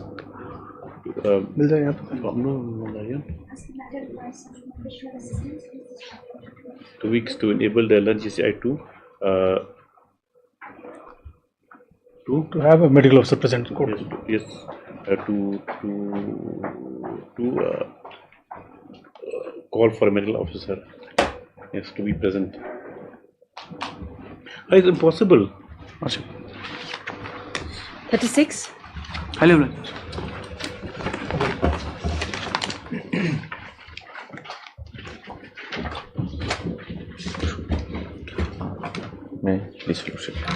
This matter pertains to the recruitment of pharmacy post, my lord, pharmacist, my lord. My lord will recollect. This issue only remains to the limited issue, my lord, whether after the recruitment process. How long you take? I take 10 minutes, my lord. My part. After lunch. After okay. Other hearings are there also. Those after lunch, if. My lord, then the next day, my lord, then if he's. The other matter with Advocate General. Lordship is becoming lordship. No, the other matter that you have to reply to this, that is the blacklisting. Blacklisting, my lord. We take it I will argue, my lord. I am ready. Yes, 215. 215. Other matters which adjourned. 39. 39. What is 39. Lordship, sorry. Your Lordship, on a previous occasion, we are asked to place the speaking order passed by the learned CJI. With regard to? My lord, on the last occasion. Here, Mr. Karam. This on leave, Your Lordship. We'll have it after 1 week. We'll dispose it of next week. Let them submit this. Yes. MS E. Pasatu is produced a speaking order passed by the Office of Comptroller and Auditor General of India. Accordingly, is the matter after 2 weeks, Lordship. He's coming back after 2 weeks. Lordship, he'll be out of station for. Yes, it's of 2 weeks. Yes, for. Yes, we'll pass orders. Don't worry, Mr. For interim order to continue. Yes. 215. My lord.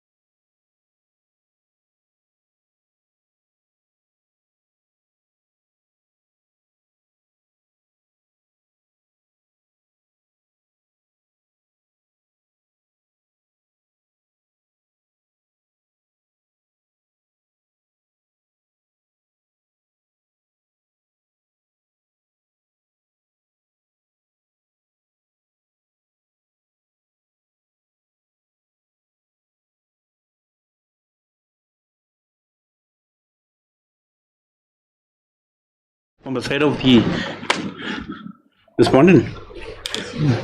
Yes, petitioner, sorry. Petitioner, my lord. Yes. There's only a blacklisting, correct? Yeah, blacklisting, short matter, my lord.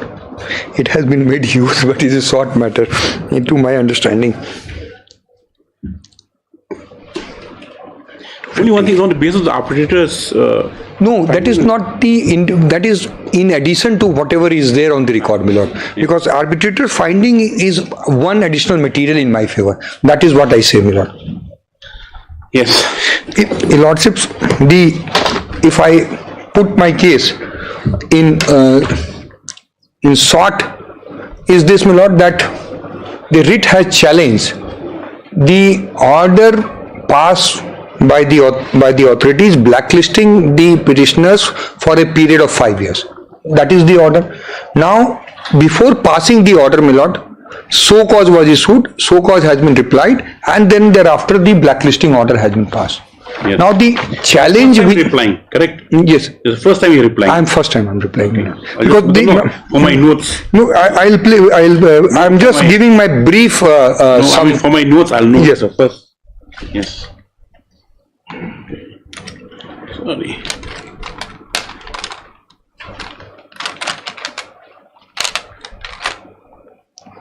Yes. So the crux of the submission of Learned Senior Counsel in this matter was that the adequate opportunity or so cause is there, but it has not taken into consideration all the materials which have figured in the impugned order. That is one. Second argument which has been raised is, my lord, that it is a civil dispute and it has been given the color of blacklisting. This is the civil dispute which are pending between the party. Third is, my lord, they say that there is no material material to show that the order of blacklisting could have been passed. So these are the broad three submissions. And lastly, my lord, it is that there is a delay, that the information was available to the authorities and there is a delay of some unexplained delay in passing the order of blacklisting, my lord. Now in the writ petition, my lord, what I am required to show is that whether this order I could have passed under the, because they have said that the contractual provisions do not empower you to pass the order of blacklisting, because those were during the execution of the contract. That is also one of the arguments which has been advanced by Learned Senior Counsel. And they also say that the materials are adequate or inadequate, my lord. They say that the material is not adequate for passing the order of blacklisting. If I take an overall view of the matter, my lord, there is material, there are more than ample material. There are more than ample material. I will take your lordship to those materials to show that the corruption has been done at the every level, and those are justified from the records. So cause has been issued, my lord, before passing the order. Reply has been submitted, my lord, and after reply a speaking order has been passed. Now in that light, your lordships is aware that scope of judicial review is not to substitute the opinion. Your lordships is concerned with process is followed or not. If the process is followed, if there is some material, your lordship may not substitute the views of the authorities in this regard. So my remit or my is limited to this aspect of the matter, and for that, my lord, I first take my power to blacklist them, because this is their first submission that I don't have power under the contract to blacklist them, and they have referred to two clauses, clause 59H and clause 39, my lord, of the Contract Act. If your lordship will see page 97 from the paper book, of the paper book, my lord, that is page 97 is WPC 23 of 2025, because I have not been able to mark here.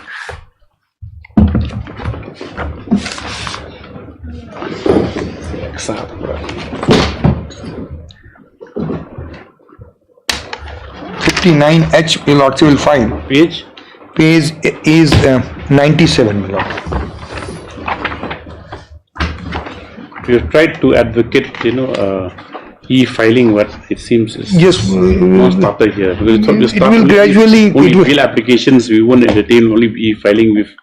But gradually, because we are getting tuned to, because what I have here also we need to do it, because what I have done, my lord, in my office last 4-5 years, all cases whichever are filed, they are scanned immediately and circulated to all the concerned, and even we forward it on WhatsApp, because they see WhatsApp, not mail, for instruction, so that gradually we are trying to, because it will not today, it will come in 2 years, 3 years, but it will happen, and then we have to catch up with the technology fast, otherwise because we already also have a mandate or directive for digitization of records. Now the thing is that the digitization is going on, so with paper filing still continuing, then with a lot of expenditure to digitize and store. So once it's filed, e-filing, the digitization is gone. It's just stored straight away electronically. In Supreme Court, there is a complete digitization of record, my lord.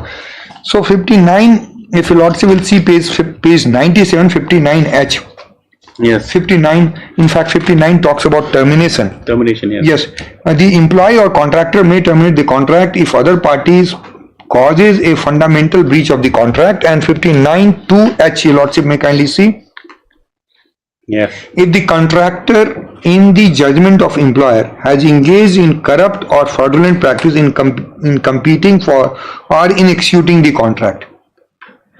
So come or in executing. Yes, my lord. So if in the judgment of employer has engaged in competing or for executing the contract.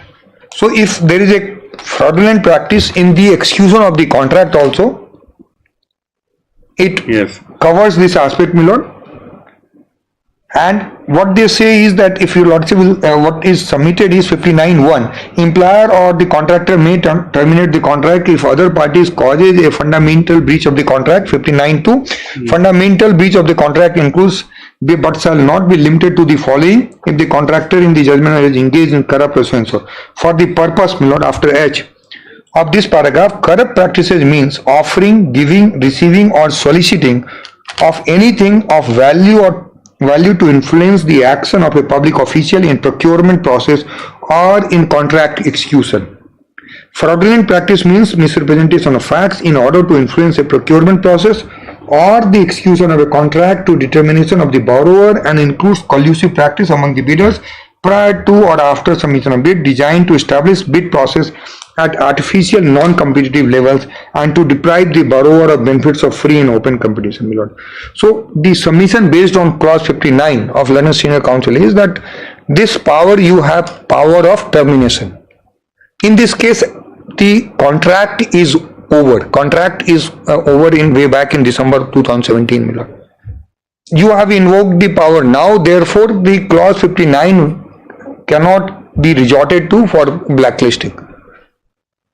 My submission, my lord, is that this is a clause which recognizes corruption.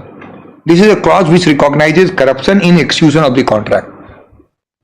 If there is and that corrupt practice is discovered after execution of the contract. If that corrupt practice is discovered after execution of the contract, whether employer has the inherent power to blacklist the contractor or not is the issue, my lord. And on this point, my lord, I am covered by the judgment of the Honorable Supreme Court in Kulja Industries, my lord. I have prepared a compilation where I have placed the relevant judgments, my lord.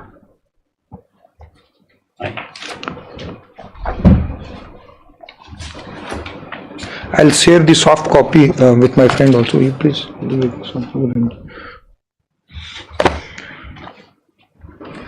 So, your lordship. Is it possible to, yes, I'm sending it on.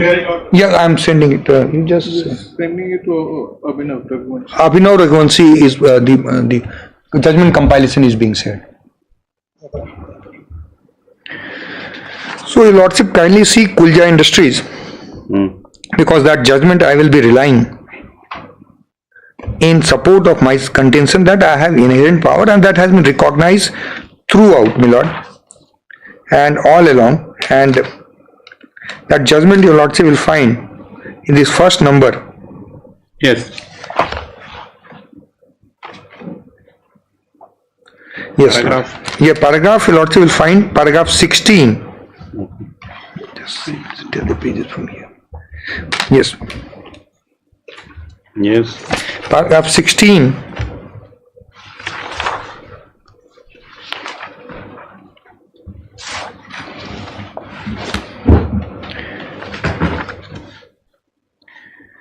A literal construction of provisions of, because the relevant provisions of, if your lordship kindly see the arguments in this case in paragraph 15 or 14 onwards, it was further contended by learned counsel that even if the order was held to be referable to para 31 and 32 of the bid document, an order of permanently blacklisting the appellant was also justified, having regard to the nature of fraud committed by it in collusion with the officers of the respondent corporation and involving a huge amount of nearly 8 crore. We may at the outset deal with the contention in whether para 31 and 32 of bid document, to which Mr. Rodgi has made reference, is only source of power of the power to blacklist a defaulting contractor. These paras are as under, my lord. These paras are quoted, my lord. And then paragraph 16. A literal construction of the provisions of paras 31 and 32 extracted ever would mean that power to disqualify or blacklist a supplier is available to purchaser only in 3 situations enumerated in para 31 and 32 and no other. Any such interpretation would, however, give rise to anomalous result.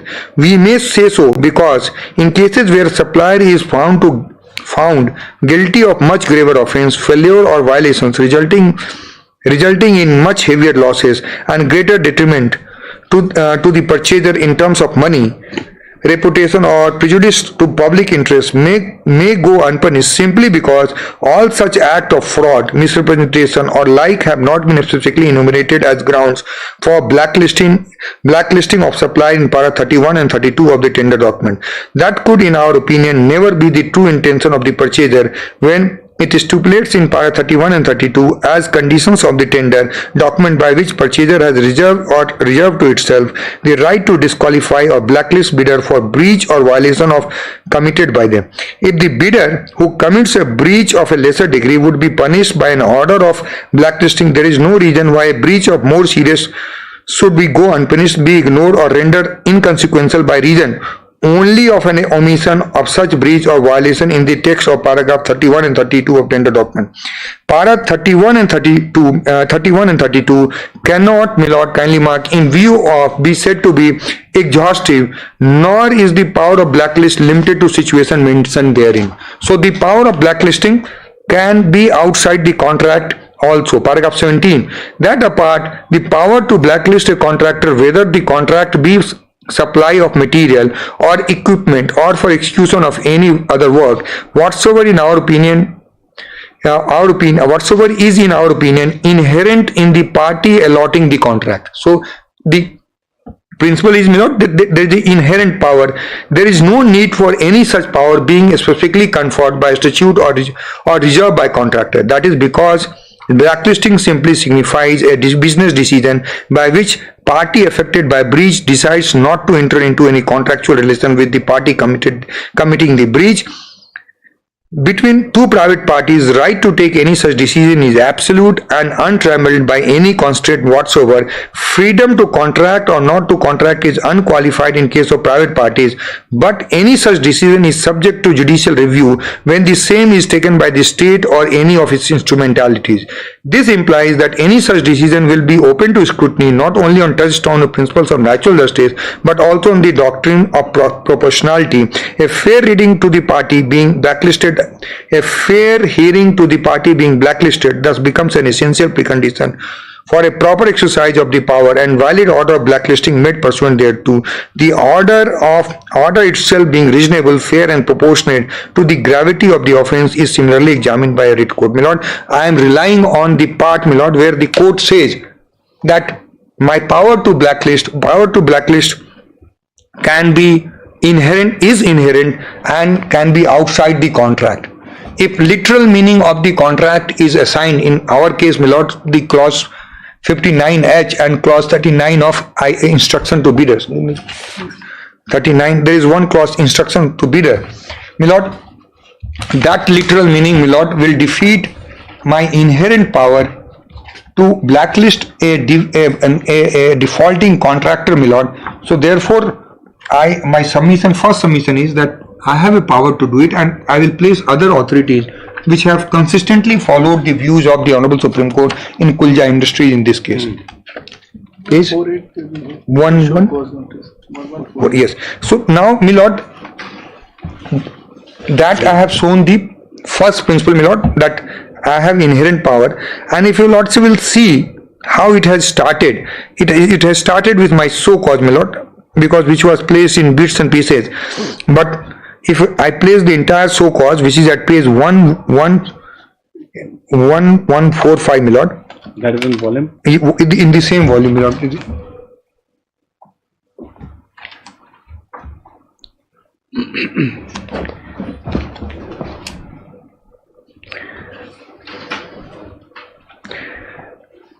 I'll take your lordship to the so cause and the reply also, my lord, and then my order, and then relevant authorities on this issue, my lord. 1145, my lord. Annexure A9. 1145, Annexure A9, my lord. This is issue Annexure A9. There is some problem in this. No, there's some problem. I just have is this a ledger? Ledger. It's just a part of the ledger which I have here. This is in the other file. Fine. Sorry, lordship may take the other file. Both are.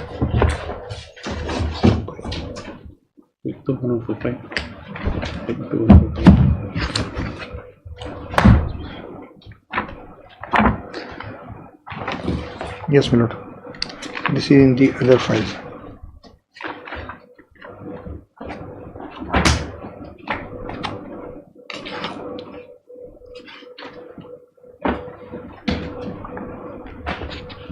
Yes, my lord, it's in the other file. English A9, correct? A9, and it's A9, my lord.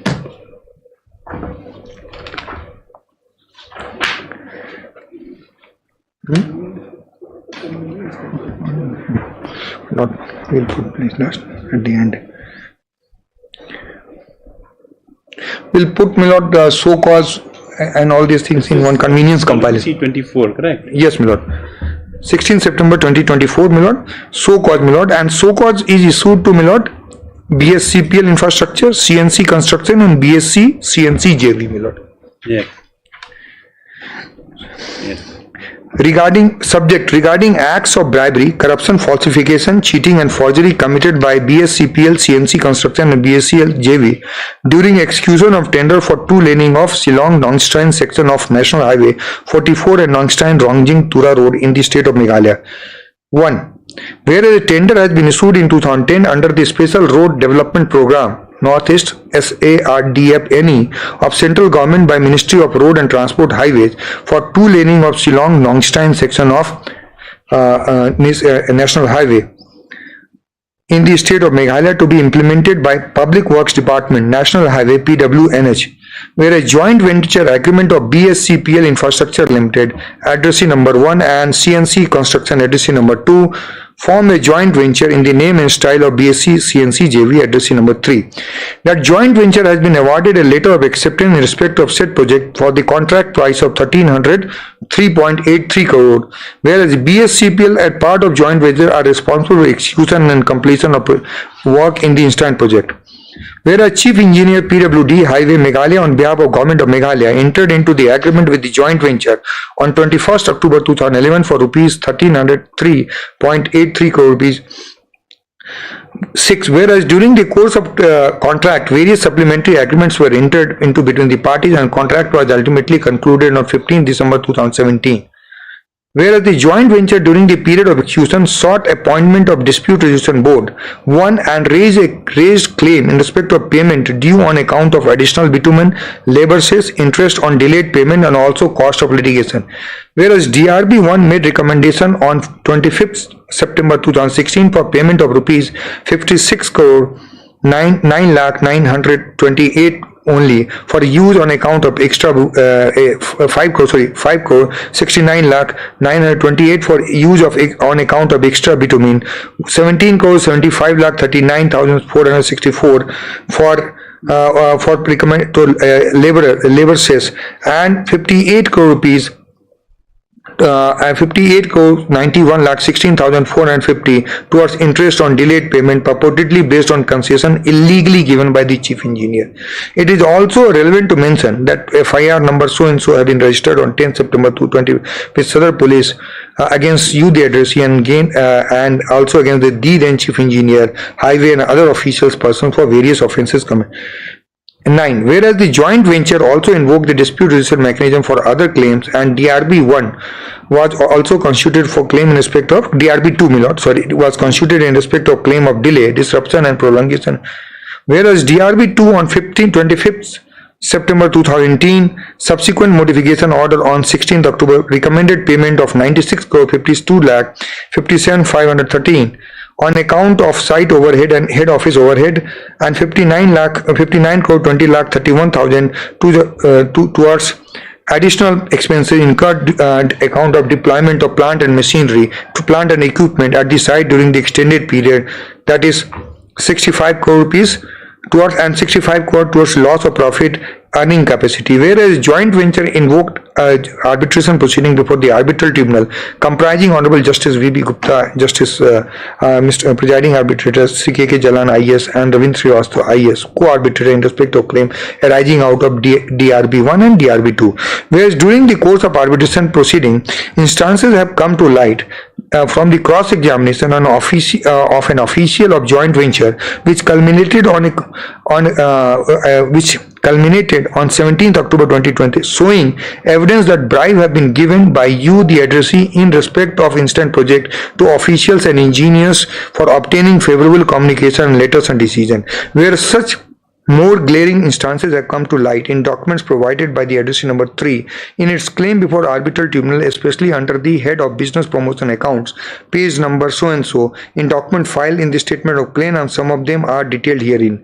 Cash being paid for the purchase of gift item for the government officials, cash being paid for the tour of etc., IOCL suite, etc. These are the instances, my lord. Cash being Titan watches, mega traders, all these are some of the instances of corruption, my lord, including 13.5 cash check of 5 lakh rupees to We Care Society, gift item to local administration. These are some of the instances which was placed in the so-called, my lord, not the exhaustive, because exhaustive list is a huge list, my lord. That I will take your lordship to that also, which arbitral tribunal has also referred to. This some of the now. After placing some of the instances of corruption here, my lord, in so-called, reference was made to business promotion account, which was filed by them only in the arbitration proceeding, my lord. Where clause 13.7, my lord, I have already is the instruction to bidder, my lord. 37 of the corruption of fraudulent practice. The employer will reject a proposal for award if it determines that the bidder for award has engaged in corrupt and fraudulent practice in completing for contract in question, and will declare the form ineligible either indefinitely for a stated period of time to be awarded contract with National Highway Authority of India, State PWD, and any other agency if any other detriment, if at any time determines that the firm has engaged in corrupt and fraudulent practices for in completing the contract or in execution, my lord. So then this power is in instruction to bidder. 37 covers the situation. Besides, I have a power under the employer reject the proposal. So okay. Yes, my lord. Anything it determines that the bidder forward engage in corrupt fraudulent practices. Yes, my lord. That is the what I yes. So my submission is that under I have inherent power to do it, and even under 37(1) and my lord 59 next paragraph, which I have already read out to your lordship.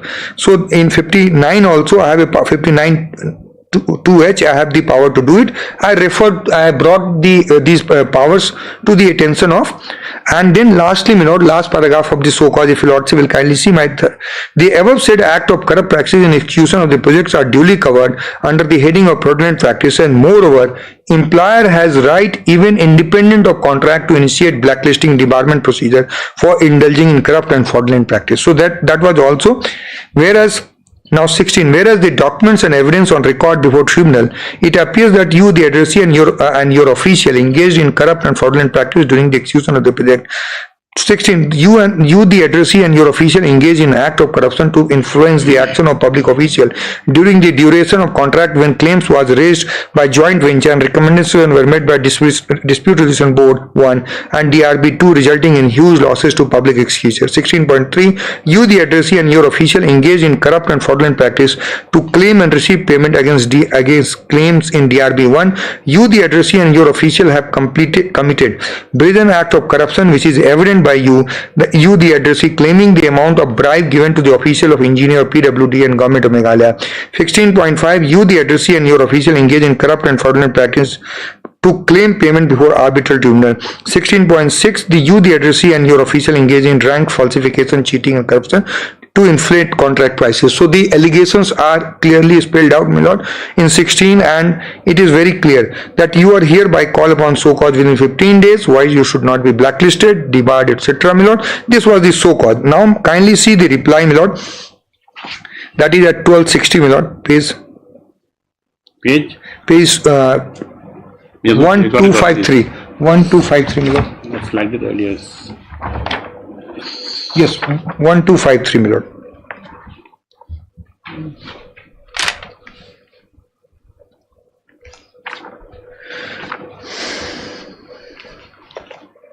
This is marked, does not mark the annexure, P60. This is marked as, this is P60, my lord, annexure P60. No, that not. This is what? This is not annexure, what is this? Yes, doesn't matter. P60, my lord. Annexure P60. The reply, my lord. There is some problem in the, it is part of some other document. It's part of another document. Yes, my lord. The index, it was not independently marked in the at that point of time. E9 is your 1145. Yes. Easier for the court also when, you know, when writing the judgment. Indexed document. Yes, this is at page 1253 annex, yes, 64, my lord, serial number 64 in the index, my lord. Now kindly see the reply, my lord, at page 1253. BSc now. Yes. The BSc CNC JV constituting of the joint venture of Messrs BSCPL and Messrs CNC are in receipt of your reference letter. So both are in my receipt of reference letter, that is so called, for itself as well as for BSCPL infrastructure and CNC construction. Crepes leave to reply. So they say that we are in receipt and we have received the so called. At the outset, preliminary, we state that letter under reply of 16 September 2024 has not been received by all three as on date. So one, they say that they have received the reply, and then again they say that the authority instead chose to address it to answering parties through an application filed so and so. They say they got it through arbitration proceeding where we have filed it, my lord. But some in substance is that they have received my so-called, my lord. Nothing turns on this aspect, my lord. Kindly come to paragraph 2 at page 1254. Answering parties completely and vehemently deny each and every contention, allegation, averment, and charge in the letter under reply. There is a general denial, and then, my lord, I will take your lordship to the specific denial. 3. Answering party states that letter and reply is an exercise of malicious and unscrupulous state power, arbitrary action, rampant misuse of authority based on mere speculation, half-truth, incomplete records, and a deliberate and willful misleading document wholly out of context and is completely unfounded on the face. Such a malified exercise of high-handed carrying out the coercive witch hunt through the state instrumentality is unprecedented, completely regretful on the part of the state. It follows, therefore, the letter and the reply is tainted treated as being a poisonous fruit of such a wrongful exercise of power does not stand to the scrutiny even on the face of it, and mere instant withdrawal without. So poisonous fruit, they declare this is a poison. So this is a poison. So they declare is a poisonous fruit. Now, my lord, they paragraph B is as if they state the facts, etc., my lord, but they are not on the issue, my lord. Now kindly page 1260,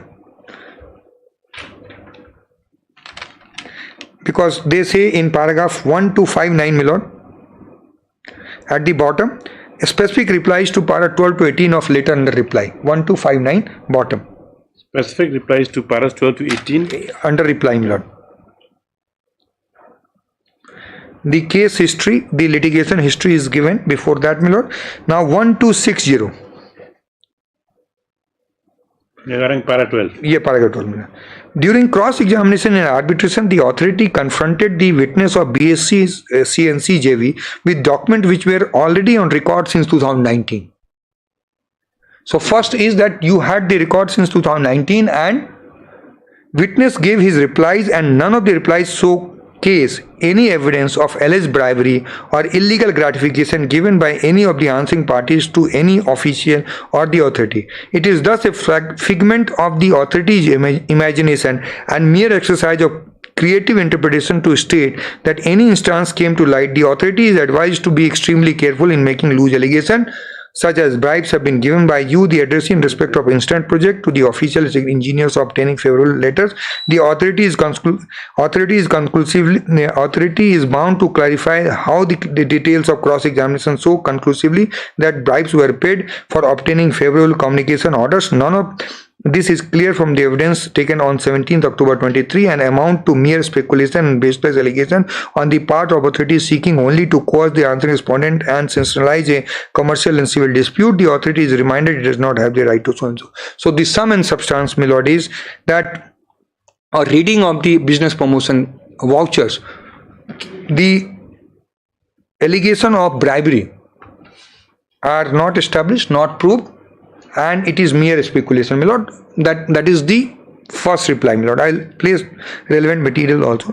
Now paragraph 13, my lord. Regarding these constitute some of the frivolous paragraph 13 on the same page, next paragraph, my lord, at 126 Roman 2 in the 1360, my lord, same page. 1360. I read that. 1260, sorry, 1260. What are you reading? I am reading Roman 2, my lord. Regarding para 13. Regarding para 13, para 12, these constitute some of the most frivolous allegations made by the authority within the entirety of letter under reply, and only so cause authorities desperation to try and threaten and coerce the answering parties. Effectively, the authorities is misreading the various business-related expenses of BSc of the answering parties and drawing its own conclusion based on narration in the ledger. In fact, it is noted with concern the authority is seeking to term them as glaring instances. An authority has already made up its mind to blacklist the answering parties, as it is evident from the use of details leaves no scope of doubt that addressee have engaged in corrupt and fraudulent practice and in competing have been perpetuated. In something is wrong, my lord. This amount is blatant exercise of misrepresentation of obfuscation and mudslinging that has unfortunately been indulged into state authority. Now, my lord, kindly see the relevant part. Instances of authorities misreading the entire entries are glaring. For instance, authority has sought to link a charitable donation made by company to some mysterious act of gratification. So justification is that those are charitable donations, my lord. I will show what is charitable. Although the authority is well aware that same was made as per written request from the local administration to assist the local community with accessibility challenged at Nongkram River. Request was specifically made by district administration to address the plight of islanders, and being responsible and concerned company working in the region, the company was pleased to make such donations through check. This act of local administration and charity done at the request of local is now being turned and twisted by authority in a manner which is reprehensible and does not benefit to the state or to the credit of the authority. Next, certain events organized by company for which courtesy invitations had been issued to local officials have been deliberately misread by the authority as sort of illegal gratification. So what I submit, my lord, that there is a admission that payments have been made, but the payments have not been made in that manner. In that fashion, my lord. So there is no dispute so far as payments are concerned. What is being disputed, that it is not for bribe, it is for charitable. It is for courtesy invitation. It is for those things to local officials, my lord. So now company, as a matter of fact, even gifts given by company to its own officials on certain festivals, which are necessary to ensure the morale of official towards project remain unhindered, have been twisted by the authority for nefarious allegations. So there is an admission that payments have been made, but allegations are that these are not towards bribe, that is for some other purposes, my lord. I will show whether the authorities have erred in reading those admissions or those bribes and those payments as bribe or not, and the conduct of my officials will also show. Allegations: certain expenses incurred by the project towards snack to be served at meeting or project purposes have been misread as instances of, by the authority as instances of illegal gratification. Wine bottles, etc. they have given separately also, and the arbitral tribunal has also made comment. All those are part of business promotion expenses, and claims have been made against state that since I have given wine bottles to the officials, you pay the amount towards business promotion schemes also. Unfortunately, those details came to light. Otherwise. Now, Lordship, kindly see the above instances are most glaring and egregious example how the authorities have realized that it can held liable for serious losses incurred by BSC on its own account, is not seeking to deflect and divert the issue and make wild, unsubstantiated allegations against answering parties would have been ready and willing to provide all necessary explanation and supporting document to authority had it been doubt in the same. However, it appears that authority has made up mind blacklist answering parties evident from the use. So why did you say that so cause as to why you should not be blacklisted? So what is being construed from my so cause is that the mind has already been made up before the decision is taken, my lord. Because the so cause has two components, my lord. That one, the allegation, and second, proposed punishment. That is for the sake of that purpose only, and that I am covered on that aspect by the Honorable Supreme Court judgment also. I will place, my lord, once I finish the facts. Now, in that, my lord, in paragraph Roman 4, they question the invocation of the clause 39 and say that these clauses could not have been invoked after belated state after 7 years. That is and then they rely on the judgment of the Honorable Supreme Court in Eurasian Equipment, UMC Technologies, Gorkha Securities, my lord. And then there is a general and bald denial of the allegations, my lord. Nothing substantial is there in the reply, my lord. If your lordship will see 1267, Roman 9.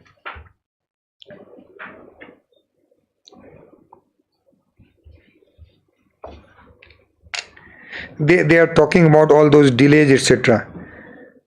Just you noted that even during examination. Yes, my lord. So they have referred to so cause. Now kindly see the impugn order by which punishment of debarment was inflicted on, and that your lordship will find at page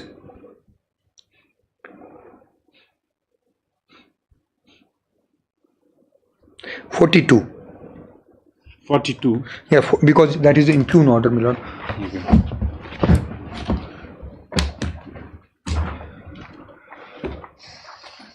Okay. In the same volume? Same volume. I'm now referring to this plate number is okay. 24.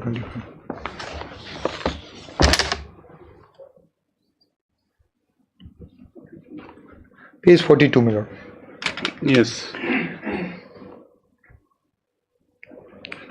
Whereas a tender was issued, my lord, in 2010 by Ministry of Road and Transport Highways with under special accelerated program, etc. My lord, the lordship has seen that part. I will not repeat that part, my lord. Now, last two line.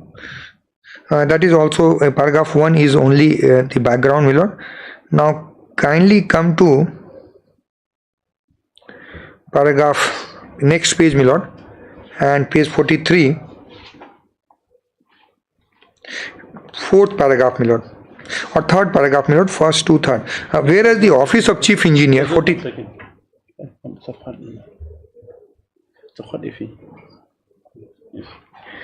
Whereas Office of the Chief Engineer, National Highway PWD Road, Government of Meghalaya, issued letter of acceptance dated 13/1/2000 for the contract of price of 1303.83 crore. Whereas formal agreement was signed on 21st February 2011. Whereas the contract price, my lord, and price and scope of the work was subsequently revised on representation of Messrs.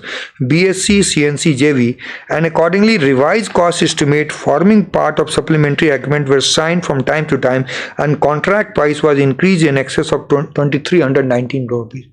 So contract of, my lord, 1303 crore rupees became the contract of 2319 crore rupees, and the contract and delay was, my lord, contract started in 2011, it was to end in 2014, delay, and it ended in 2017, and there was a delay of 3 years, and in 3 years because of this the contract has this is the increase which has taken place, my lord.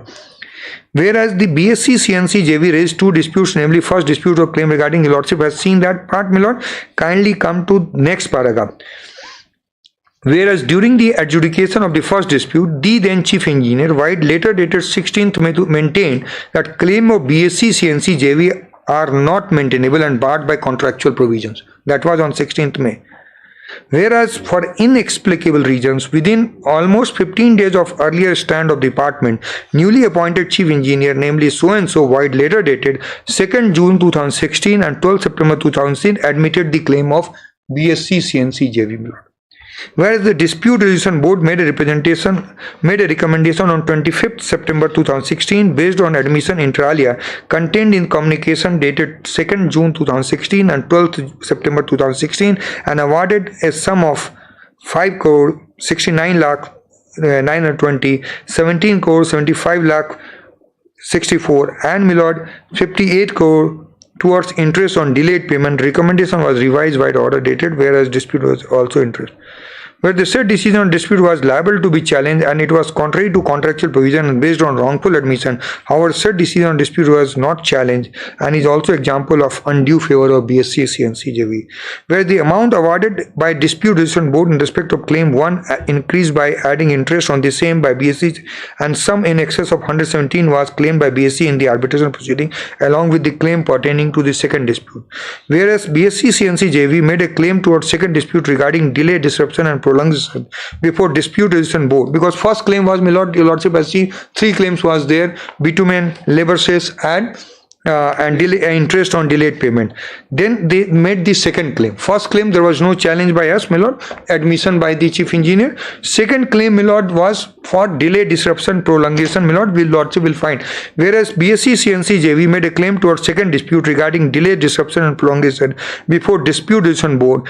Claim was allowed by DRB and BSc CNC awarded 220 crore 82 lakh 92 towards its claim regarding delay, disruption and prolongation. Moreover, DRB once again relied on wrongful admission of chief engineer who admitted the claim of BSc CNC JV. There are numerous examples of wrongful admission inasmuch as BSc CNC JV claimed the plant and machinery were deployed at the site for completion of the project up to 15 December 2017. However, Chief Engineer PWD undertook a joint verification in May 2018 that plant and machinery were deployed at the site. A report was given, my lord.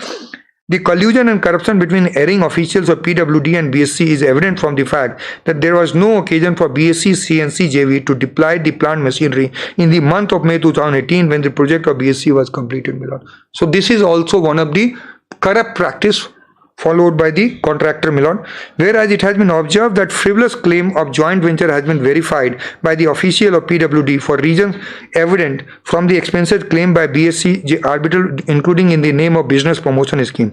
Whereas both DRB claim in 2019 were referred for adjudication before so and so. Whereas the arbitral tribunal on 27th July 2021 allowed the application on 31(6) of Arbitration and Conciliation Act pertaining to first claim because no evidence was laid, no trial based on admission because you did not challenge DRB decision. That was allowed before DRB by the chief engineer and also ground of failure to change decision of DRB in respect of first claim. Whereas the department contested the arbitral award in respect of first claim in terms of arbitration to the Honorable Supreme Court, it could not succeed on account of wrongful admission, which was later on discovered that the same was based on fraud and collusion between hearing official of PWD and BSc. The department has already paid in execution proceeding in excess of 90 crores in terms of award dated 27 July 21 in respect of claim number 1. Whereas after proceeding in respect of claim number 1 was over, arbitral tribunal proceeded with examination of claim number 2, claim in respect of delay, disruption and prolongation in execution of the project. Whereas BSc CNC was already has filed 16 volume which also contained ledger vouchers and other documents running into thousands of pages for alleged expenditure incurred by it in the execution of the project. Whereas upon scrutiny of voluminous ledger during the arbitral proceeding in reference to the quantification of claim number 2 which pertains to delay, disruption and prolongation of the contract, it was found that various entries interspersed in different pages of ledger showed clinching material of corruption and bribe given to the hearing official of engineers by BSc CNC JV for obtaining favorable orders and report from them. Whereas it has come to light, as discussed above, from the joint venture that its constituent companies engaged in an act of providing illegal gratification to hearing officials so and so. There are multiple entries of valuable gifts, wine bottles, whiskey bottles, electronic items, food and lodging in ledger showing the same was being extended to officials on regular basis. Whereas the instance has come to light in the document provided by BSc's claim before the arbitral tribunal, especially in the head of business promotion for a scheme for 2014-15 at page number so and so filed with the statement claim before the arbitral tribunal. Some of the entries detailed here for a reference: cash being purchased for gift item for government official, cash being paid for tour from Guwahati, cash being for gift articles, so cash being Hotel Polo Tower for celebration of Engineer Day of PW department staff as per instruction of higher management, cash being paid towards purchase of wine bottles, 3 number 16, cash being paid towards Bamboo Hut Restaurant farewell party of PW staff, cash being paid towards expense of City Hut Dhaba for government official, cash being purchase of whiskey bottle for official, expenditure in favor of Highland Studio against purchase of Samsung tab items for officials in the Christmas festival, expenditure are incurred in favor of ML Tech against purchase of gift items, Samsung Galaxy number 2 for officials in the event of Christmas festival, cash being paid towards purchase of Titan watches number 3 from Mega Traders for officials, cash being paid towards the whiskey bottles towards government, expenditure for the purchase of gift items for near 2015 society, cash being paid towards gift item. These are the now, whereas the business promotion scheme for 2015-16, that was 2014-15, also showed expensive liquor wine have been gifted to officials of BSc for obtaining favorable orders. Ledgers filed in arbitration also showed incriminating material indicating expensive electronic items like Samsung tabs, watches have been given to hearing officials.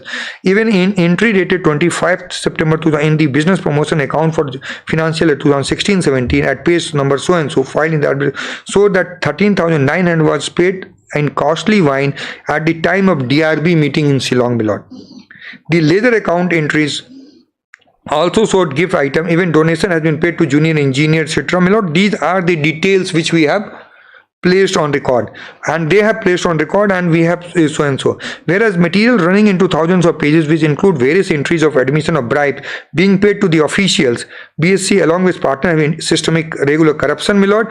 Then, my lord, in next paragraph, where a scale of corrupt practices can be fully assessed only by way of thorough criminal investigation, which is being carried out under FIR number so and so, the possibility of unaccounted exchange of money and bribe in fact cannot be ruled out. A contract of 1,300.3.83 crore for execution of said project become a contract of 2,300 crore on account of alleged delay of 3 years.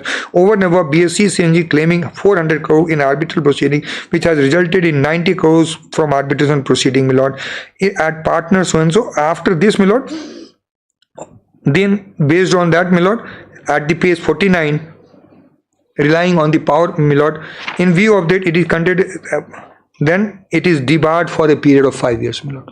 So this is the debarment order, my lord. Which one? 47, my lord, kindly see page 47. Whereas the reply? Yeah, in this page only, my lord, this the order, impugn order. Yes, which paragraph? Last, second last paragraph, my lord. Whereas in reply dated so and so. Yeah, where in reply dated have admitted that they have made some expenses, some of which referred as expenditure on snacks and expenditure on courtesy visit. Said explanation is nothing but admission of illegal gratification and disingenuous attempt to camouflage the outright corruption. Therefore, explanation is rejected outright. Rightly, there is a delay in raising. Whereas BSC is partner in their reply have stated there is delay in raising the issue. Corruption cannot be brushed aside on the ground of delay. However, there is no delay in as much as occasion to examine the ledger entries arose only on 22-23 when the witnesses were produced by BSc CNC in support of ledger entries, and during the cross-examination said ledger entries showing bribe given to erring official or PWD engineer apparently for obtaining favorable order saw the light of the day. Furthermore, at the stage of final hearing, a closer scrutiny was carried out to establish beyond any pale of doubt that favors report of erring officials are on account of bribe given to them. Whereas BSc has also sought justify BSc has also sought to justify the illegal gratification by stating that said gratification would not lead to any favorable outcome in favor of BSc, since the department has taken a stand that MORTH, Government of India, is principal party in the instant project. In other words, it has been claimed that no bribe has been given to MORTH. Even the charges of corruption are not established. However, this said flimsy excuse is wholly without any basis, as the entire claim of BSc is based on alleged admission in terms of letter of chief engineer and other officials of the department. Moreover, ledger entries filed in the arbitration also show that some money has been paid to MORTH official and also for facilitating decision by DRB, where the said explanation is also an admission of illegal gratification or a joint venture admits who have extended gratification to official or PW department, but also asks for condemnation of such acts as was not extended to officials of MORTH. They have said that they did not do it, whereas in the contract through MORTH is principal party or PWD is agent of MORTH, and illegal extended to officials of PWD department cannot be condoned and makes BSc CV and its partner liable for necessary action in accordance with law. FIR is registered, my lord. So my submission is, my lord, there are enough material in business promotion scheme showing corruptions. FIR has been registered, and, my lord, lastly, my lord, that there is a finding by the arbiter after this, my lord, there is a finding by the arbitral tribunal in respect of the claim 2, in respect of the other claim, my lord, that the corruption has occurred and indulged by the contractor, my lord. That finding is very clear, my lord. This finding, and I wish to place some of the paragraphs in this regard, my lord, and kindly see the and, my lord, one aspect which, because we challenge the first award, my lord. First award, the matter travelled before your lordship and it travelled before the division bench of the Honourable High Court. Division bench in the Honourable High Court in paragraph 37 at page 660, my lord, said that while rejecting my 37, the certain observations have been made which have certain bearing, my lord. Kindly see page 660, para 37.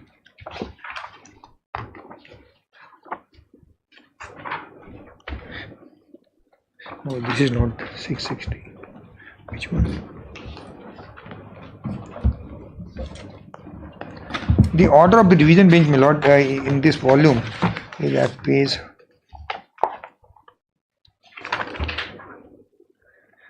707, my lord.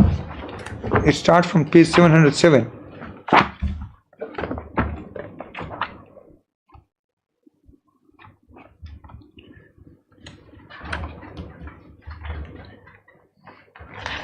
And, my lord, the relevant paragraph, my lord, is at 37, paragraph 37.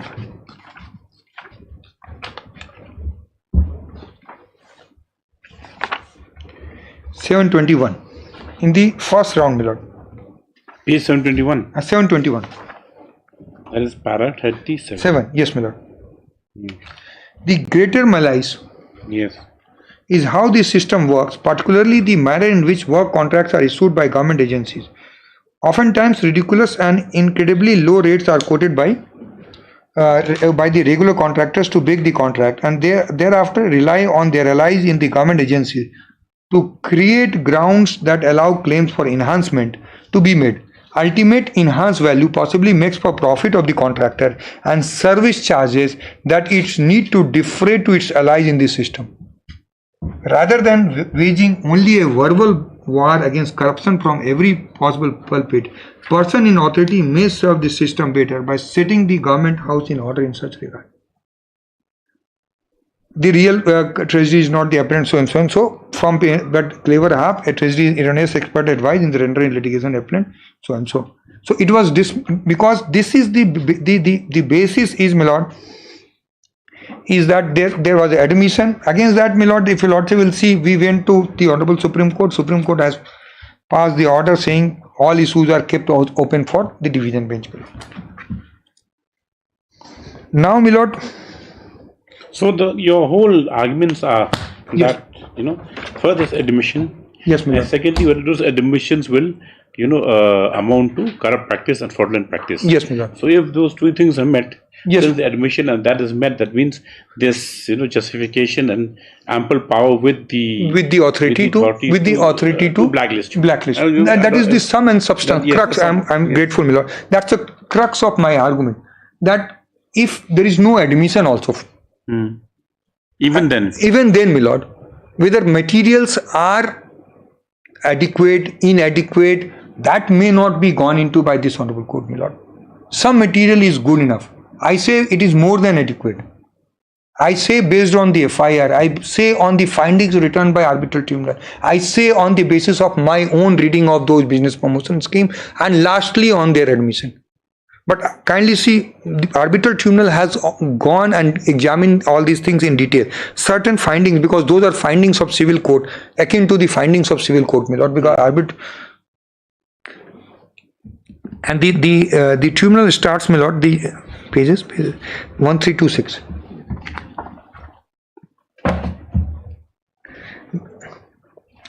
Where is the page? 132.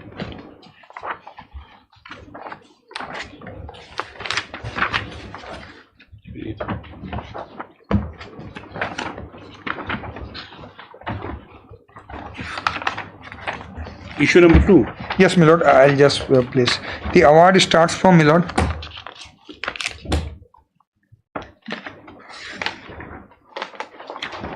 (1270), and then your lordship will.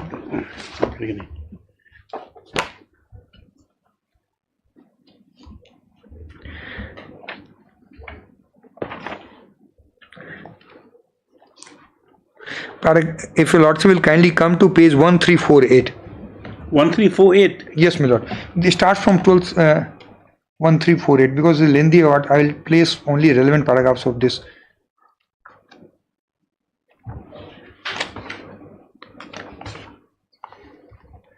One thing says this claim is like whether claimant has caused fundamental breach, your lordship. Bottom, your lordship, 1348. Yes. Whether claimant has caused. This is the finding after hearing both the sides. Yes.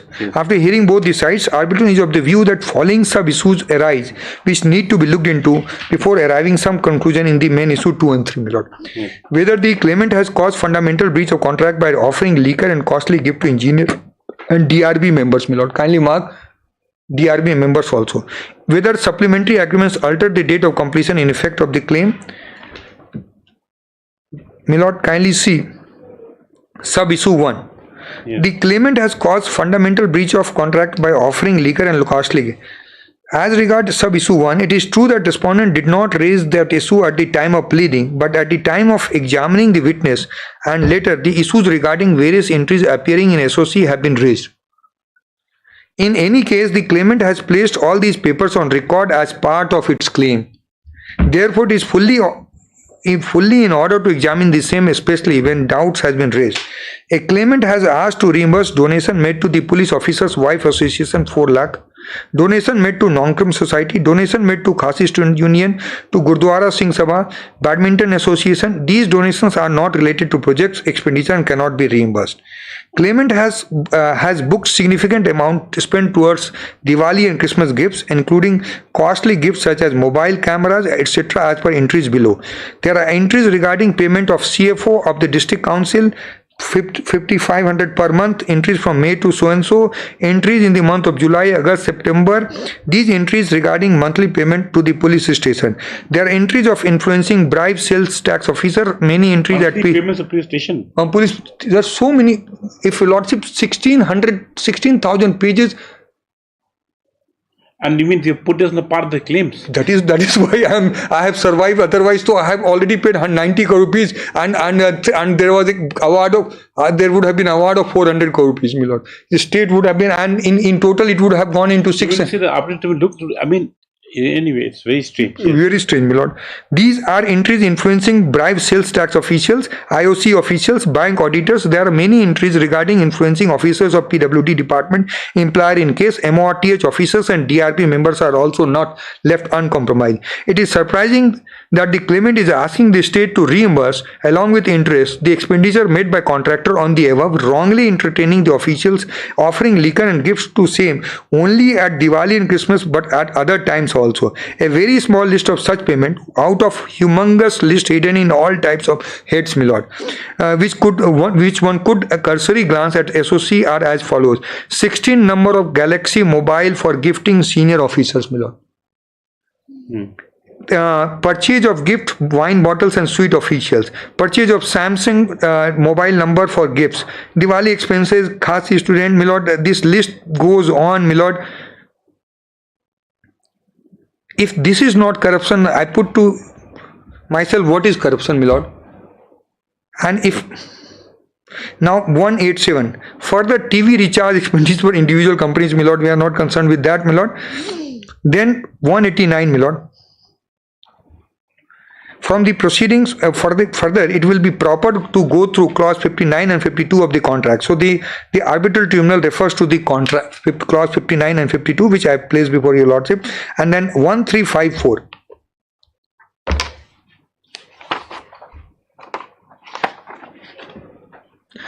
191. It is true that there is no specific plea by respondent in SOD regarding the corruption angle. It is also not made at the time of decision in first award, my lord, 27, because at that point in time there was no trial. The court said that you have not challenged the DAB decision, therefore the DAB decision has attained finality. We kept on saying that give us opportunity to lead evidence to dispute the award and admission to show that those admissions are not binding. We were not given, and that very admission up to Supreme Court has been upheld, but it is based on fraud, my lord. We will take appropriate steps also in that regard. 191. It is true that there is no specific plea by the respondent in SOD regarding corruption angle. It is also not made at the time of decision on 27 July 21. However, arbitral tribunal is duty bound to see papers represented by claimant in statement of claim, especially when these are being brought to knowledge. Despite such knowledge coming to force, claimant's written submissions remain silent on the issue. Obviously, claimant has nothing to say on all such vouchers, register and details. Even at some point, name government officials who have been got in favor. There is an extensive list favoring engineer, DRP members, MORTH. Such payment clearly indicates connivance with the engineer and claimant, and noted by Honorable High Court in order dated 9/5/2022. Arbitral tribunal has rejected has already rejected taking notice of FIR which has registered as fag and 2 without consequent shift action, but the voluminous record presented SOC cannot be ignored. Thus, regarding sub-issue, arbitral tribunal is of the opinion that claimant has caused fundamental breach of clause 59H of the contract. Arbitral tribunal has also no hesitation in observing that such documents do show connivance of claimant with engineers on the site. Even MORTH and DRB are also not beyond this suspicion, my lord. So this is the material, my lord. Now kindly come to page 1357, paragraph 204.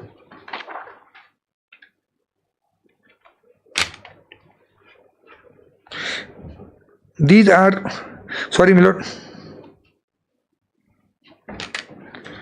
paragraph 207 at page 1358.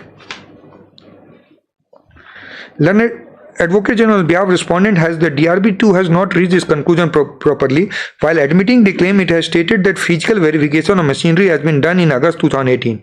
It cannot be possible as the work was fully complete on 15 December 2017. It is impossible to do physical verification of machinery used in 24, 15, 16 and 17 in August of 2018.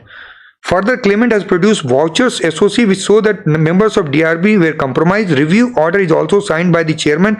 Engineers of state are also compromised. All such inconsistencies go to prove that decision of DRB is totally biased and should not be looked into. So they have rejected the decision of DRB, my lord. And lastly, my lord,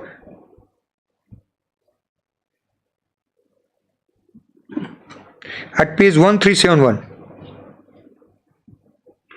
Paragraph 238 conclusion, my lord.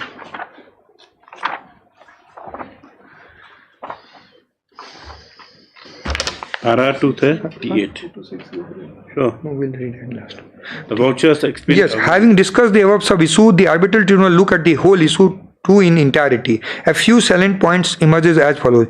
Claimant has the temerity to put vouchers showing offering of liquor gift to everybody in process starting from JE to chief engineer. Arranging party for engineer funding MORTH official to stay even a member of DRB. Claimant has even asked the arbitral tribunal all such expenditure with the interest. These vouchers perhaps explain the argument made by the claimant that no letter of claimant has been controverted even in DRB. Engineers have not put up any papers against claim by the claimant. The so-called correspondence of engineers to MORTH in favor of claimant also come under suspicion as MORTH officials are also claimed to be compromised by vouchers. Perhaps issue of increase of work from 1303 to 2406 crore needs to be re-examination. Clause 59 corrupt practice. Someone say 434. Okay. However, arbitration concludes that in view of the such vouchers on the file put up by claim, so-called argument that claims are admitted by respondent false flat. So-called admission is influence of extraneous consideration cannot be relied upon. Even DRB order have become suspect. Further such conduct saddles the claimant with more responsibility to prove his claims with more vigor. Paragraph 6 as noted 90. So, my lord, the claim 2 was rejected, my lord. But my submission is, my lord, that I have placed before your lordship the relevant vouchers. I have placed before your lordship the U-turn taken by my own engineers. I have placed before your lordship that various instances of corruption. I have placed before your lordship the finding. I put a question to myself whether these materials are adequate or not. These are more than adequate, my lord. These are more than sufficient, my lord. And your lordship is aware of the scope of judicial review in these matters, and I wish to place some authorities on these lines, my lord, because they say that there is a delay in corruption and etc. My lord, corruption never dies. You'll complete today itself. Today itself, my lord. I will complete because that's the 3 things I have to show, my lord. As scope is also limited. Another half an hour. Another half an hour, my lord. Because I have placed, my lord, there are other materials also, my lord, like one paragraph. Which paragraph? So relying heavily on the arbitral. 240. Yeah, that is additional material, my lord. That shows that what we did, it is not because they are alleging malafide exercise. They are alleging something that what we did is based on their business promotion vouchers also. They can't deny it. Exactly. You are going first and admitted. That is admitted. Admitted. So I am grateful to my friend and his client that we could get it this much. In the light of issues. So 240 also, my lord, because what I have done is in my counter affidavit, my lord, I have culled out the relevant paragraphs of the everything, my lord, which I am placing before your lordship. Now, yes. Yes. So, my lord, kindly see the case laws on this aspect. Scope of judicial review. I have already placed, my lord, Kulja before your lordship, but I just want to take Kulja again, once again, to your lordship.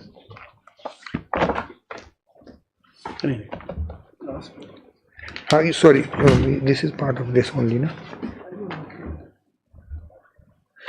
One, my lord, what has happened, my lord, that FIR was also, quashing of FIR has been sought by one Mr. D. Srinivasarao, who was authorized signatory of the BSc CNC JV, and this honorable court has rejected the interim order and has made some prima facie observation, my lord, which your lordship will find. And I have to take your lordship to the FIR because they have been raising that in FIR. That FIR also required. If your lordship will kindly come to next page number 3, bottom, my lord. For opposite party, another has strongly objected to prayer made on behalf of submitted that all essential ingredients of constituting the offence under section 20 are very much present in the FIR. He submitted in addition to offence under IPC, FIR has also been filed under offence under section 7(9). Read with prevention of learned AG has drawn attention to the FIR and pointed out there are clear allegations of collusion between the contractor and the hearing official of PWD in causing loss to the public exchequer. He has also drawn attention of this court to relevant entries made in ledger account appended with the petition in support of allegations of collusion between the applicant and DRB member. Learned AG have further referred to various observations made in final award and submitted that there is a clear indication of connivance with the engineers and the applicant's company. It is also submitted that court has kept all the rights and contents of the parties open and collusion between applicant and name came to light after revelation of facts in educational dispute between the parties. He therefore submitted no case has been made out by the applicant for stay of fair and prayed there. Upon hearing the rival parties and on perusal of material record, it is clear that facts revealed during the course of arbitration proceeding led to suspicion or commission of several criminal acts by persons named in FIR and other unknown persons in conspiracy with the officials to defraud the public exchequer of huge amount. FIR dated 10 September contains details of many instances of such alleged criminal act, disclosing payment of cash for a purchase of gift item to government officials. There are also allegations of proving wine bottles, costly gift item bribed by the contractor or the government official. That apart, document attached with FIR also gives rise to suspicion influencing Celtex, IOCL, PWD, MRTH and DRB member. Further, the final award or arbitrator also indicates existence of connivance with engineer. At this, it cannot be said FIR contains no allegation. So FIR, my lord, the prima facie finding has been recorded by this honorable court that FIR contains the material against the hearing officials, my lord. So with after the business the vouchers which have been filed, after admission in reply to the so cause, and after, my lord, finding of the arbitral tribunal, the registration of FIR, these, in my humble submission, are enough, my lord, to initiate the process of blacklisting, and in the process has been followed to the hilt by giving so cause notice, reply, and considering all aspects of the matter, my lord. Now, kindly see the case laws on this aspect, my lord, which I have already placed, my lord, paragraph 16 and 17 of Kulja Industries, my lord.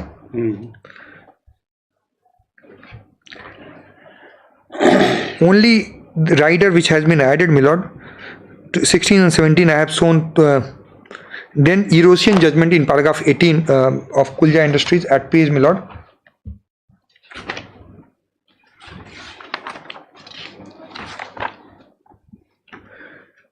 Erosion Equipment and Chemical Limited.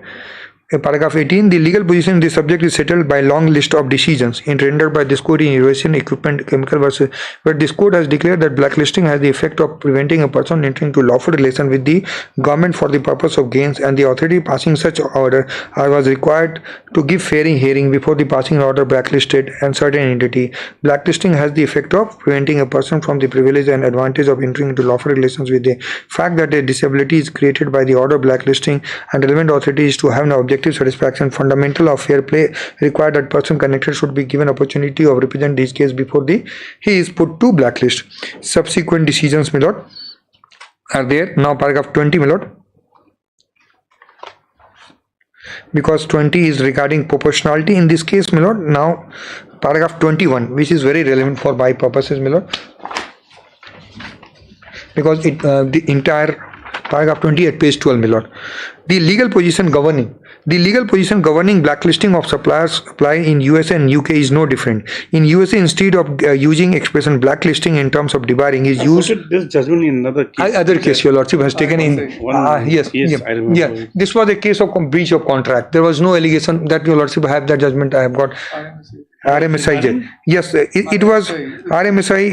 In fact, vouchers were some on a different footing. Vouchers were there. That judgment is. But I think I set aside the blacklisting. Yes, your lordship has set aside, and we have not challenged also because it was breach of contract, etc. Not on the issue of fraud and corruption. That order, if your lordship, I have that order with me.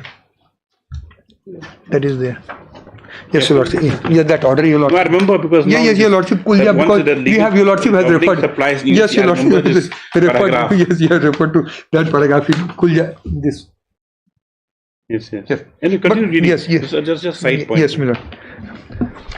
The legal position governing blacklisting of supplies in USA and UK is no different. In USA, instead of using expression blacklisting, the term debarring is used by the statute and courts. Federal government considers suspension and debarment as powerful tool for protecting taxpayers' resources and maintaining integrity of process of federal acquisitions.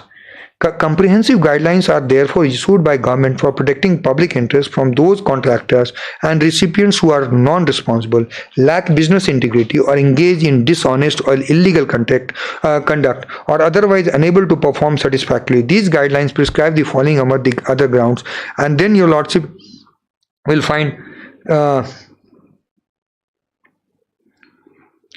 in fact these are the guidelines where, my lord, there, if Your Lordship will see, committing first conviction of a civil judgment for, if Your Lordship will see the first line, the commission of fraud or a criminal offence in connection with obtaining, attempting to obtain, performing a public or private agreement or transactions, my lord.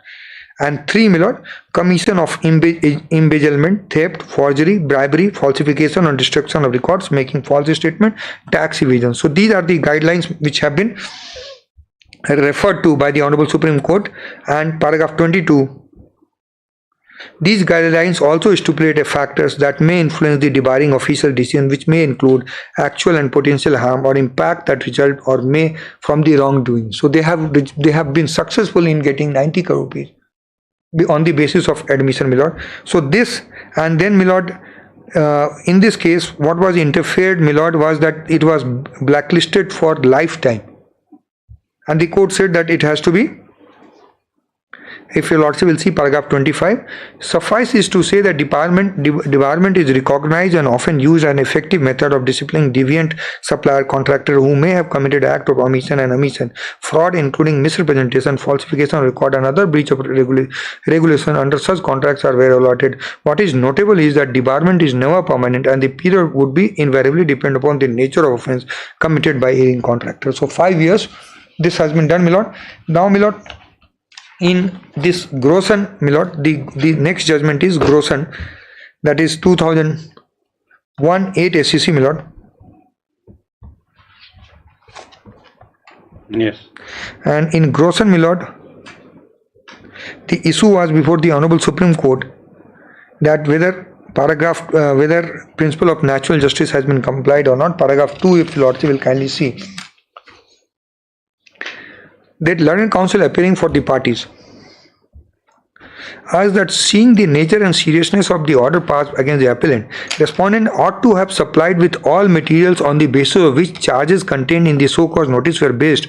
Along with so-called notice and in absence of supply of material, the order impugned against the principle of natural justice.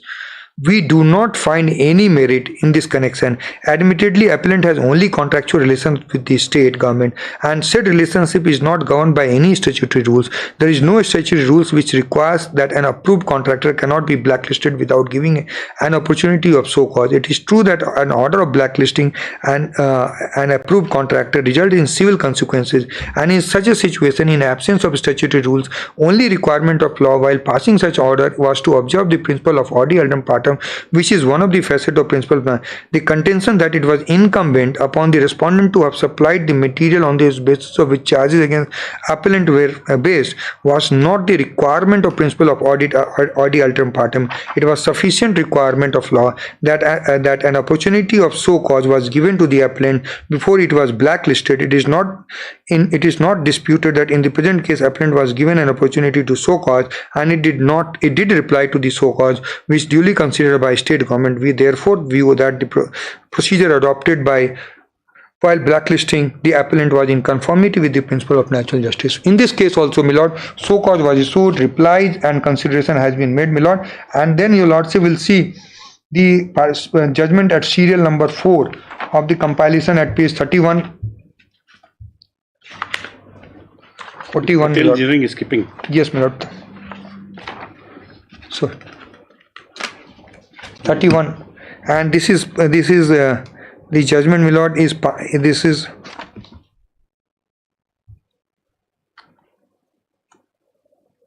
State of Odisha versus Panda, my lord. And then your lordship will kindly come to paragraph 21.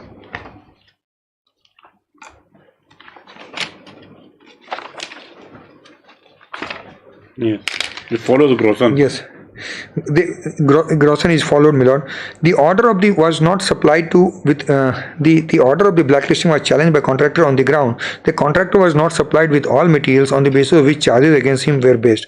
It was the case on behalf of the contractor that non-supply of such material results in principle of natural. To this, the court observed it was sufficient requirement of law that an opportunity of so cause was given to appellant before it was blacklisted. This court observed that contractor was given opportunity to so cause and did reply to so cause in state government. Therefore, procedure adopted by state government while blacklisting contractor was in conformity with the principle of natural justice. 22, my lord. In the present case, as observed herein before, so cause notice was issued upon the contractor by which contractor was called upon to so cause why he be not blacklisted. The so cause notice was replied to by the contractor. Thereafter, after considering the material on record and the reply submitted by the contractor and having found the serious lapses which led to the serious incident in which one person died, 11 others were injured, the state government took a conscious decision to blacklist the contractor. Therefore, it cannot be said other that order blacklisting the contractor was a violation of principle of natural justice.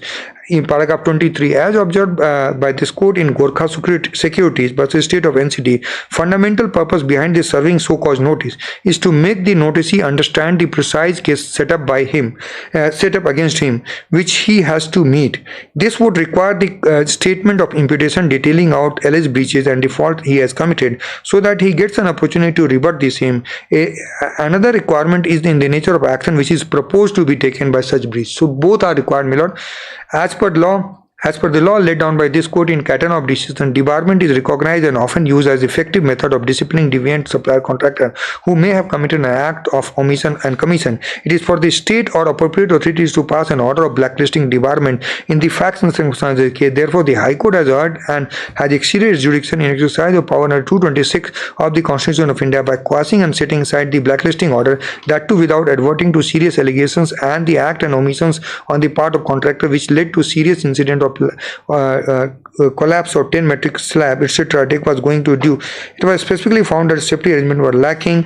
High Court ought not to have considered this one. So the next question which is posed, paragraph 25, is this court in the facts and circumstances of case contractor was required to be debarred or blacklisted permanently. In Kulja Industries, this court has observed debarment is never permanent and the period of debarment would invariably depend upon the court depend upon the nature of offence committed by the erring contractor. In the said decision, this court emphasized on prescribing guidelines by determining the period for which blacklisting should be effective. It is observed and held by this court that while determining the period for which blacklisting should be effective, for the sake of objectivity and transparency, it is required to. This case is 3 years, correct? It's 5 years, my lord. We have done it for. But then the JV does not exist anymore. So we have done it partners also. I will come to that. They have said that JV doesn't. So, my lord, what happens? The partners are equally responsible for the act of JV.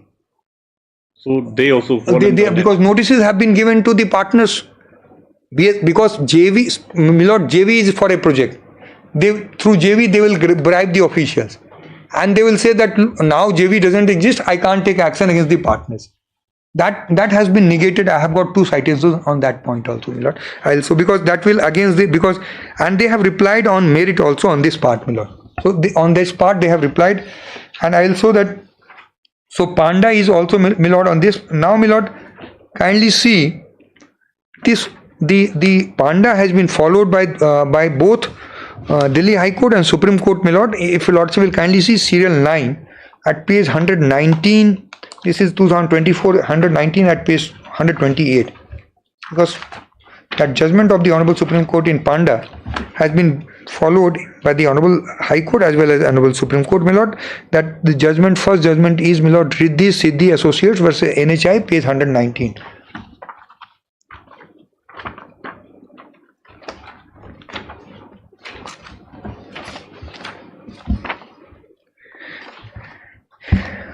Paragraph 7, my lord.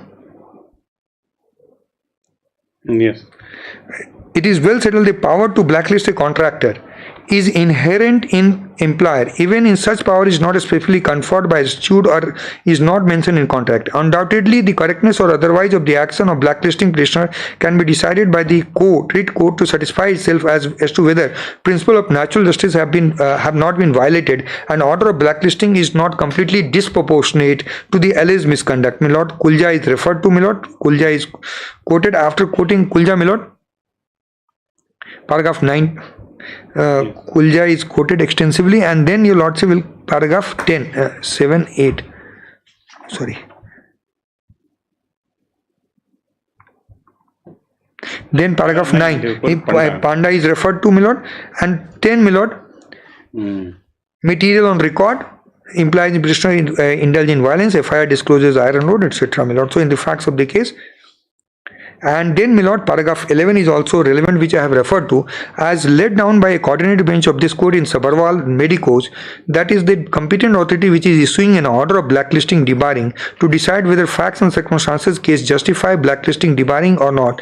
And the court should not substitute its own views to the views taken by competent unless it is shown that decision taken was not taken by authority.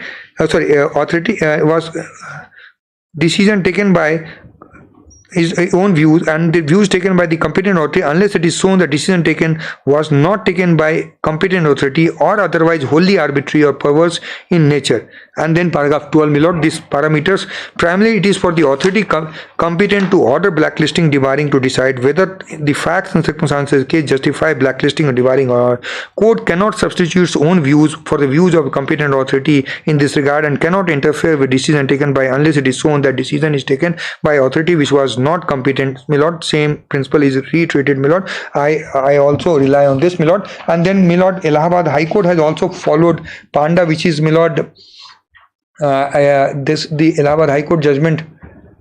Next judgment 129. This is, my lord, yes.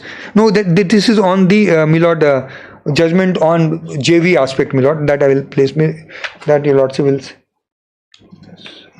Probably that Allahabad High Court judgment has not.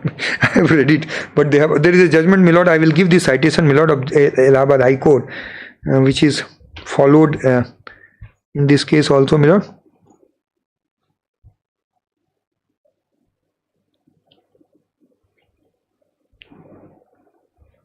That is 2024 SSC online LR. Isn't a compilation? It's not probably missing from compilation, but Panda has been followed, my lord. 2024 SSC online Allahabad 6275, my lord. 2024? 2024 SSC online Allahabad. 2024 SSC online Allahabad 6275. 98. Yes, oh, sorry, it is there at page 98. And paragraph 37, my lord, at page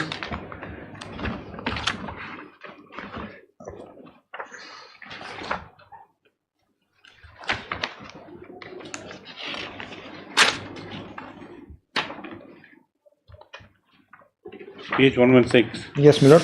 And paragraph 116, my lord. The Grosson pharmaceutical has been, yeah, Grosson has been followed, my lord. And then Kulja is referred to, my lord. And then after referring to all this, my lord, the test has been let down, my lord, in last paragraph 42. In Michigan Rubber, Supreme Court held that court, while interfering with the tender of contractual matter in exercise of power judiciary, should itself pose following question: whether process adopted or decision made by authority is modified or intended to favor someone, or whether the process adopted or decision made is arbitrary, irrational, that so arbitrary and irrational that court can say decision is such that no responsible authority acting reasonably and in accordance with relevant law could have reached, and whether the public interest is affected. We find that neither of the aforesaid two questions, as we pose them to ourselves, can be answered in favor of petitioner. My case is, my lord, that in this case also, and Panda is also referred, my lord. If your lordship will see, Panda reference of Panda is also followed, my lord. Yes. At page paragraph, my lord. So this completes my argument on the issue of the first, I have shown, my lord, that we have the power to do it under the act, under the contract, and independent of contract, I have the power to do it. Secondly, I have shown material which shows that the parties are allegations of corruptions relate to execution of the projects, and also covered by blacklisting clause, and inherent power is also there. My second submission was, my lord, that the scope of judicial review in such matters with your lordship's judgment are limited, and those parameters are met, my lord. Now lastly, my lord, they say that there is a delay, my lord, which I have already explained, and I rely on one judgment, my lord, that delay cannot lead to a conclusion that all corrupt activities on account of delay is bound to be quashed or cannot be taken into consideration, my lord. For that I rely, my lord, last judgment, serial number 11, 152 at Japani Sahu, my lord. This you think is the?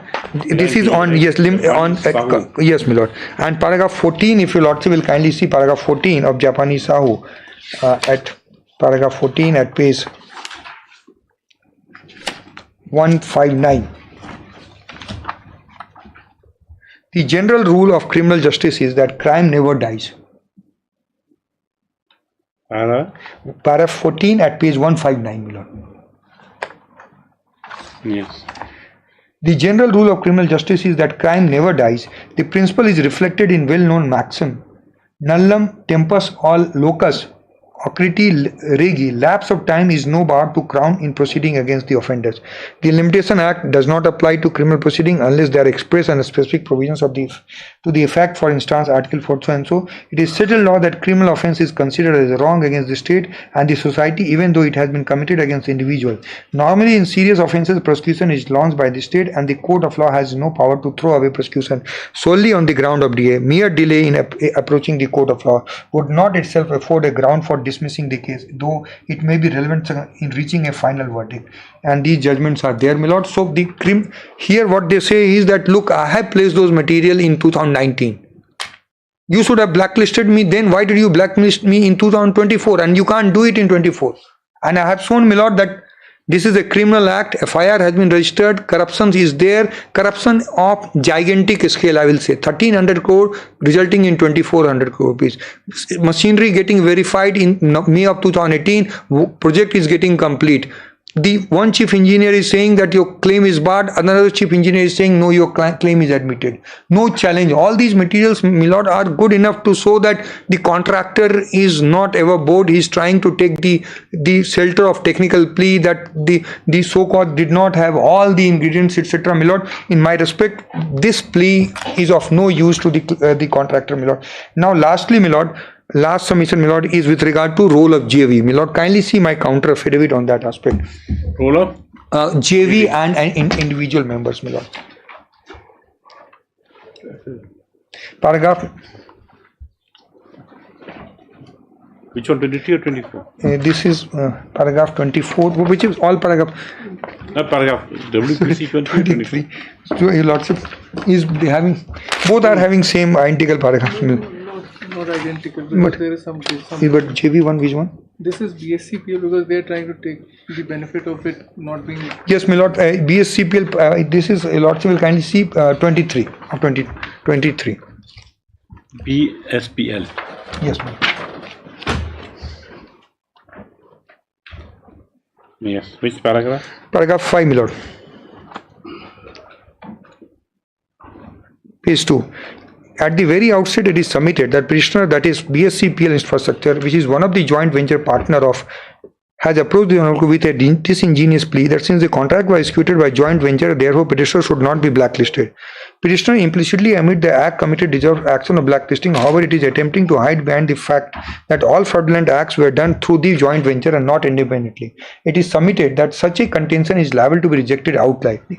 It is submitted petitioner cannot detach itself from the act of joint venture, which was based upon joint venture agreement between BSCPL and CNC Construction dated 14 June 2010. It is submitted clause 3 of the joint venture agreement provided that BSCPL Infrastructure, that is petitioner, shall be lead partner of the joint venture.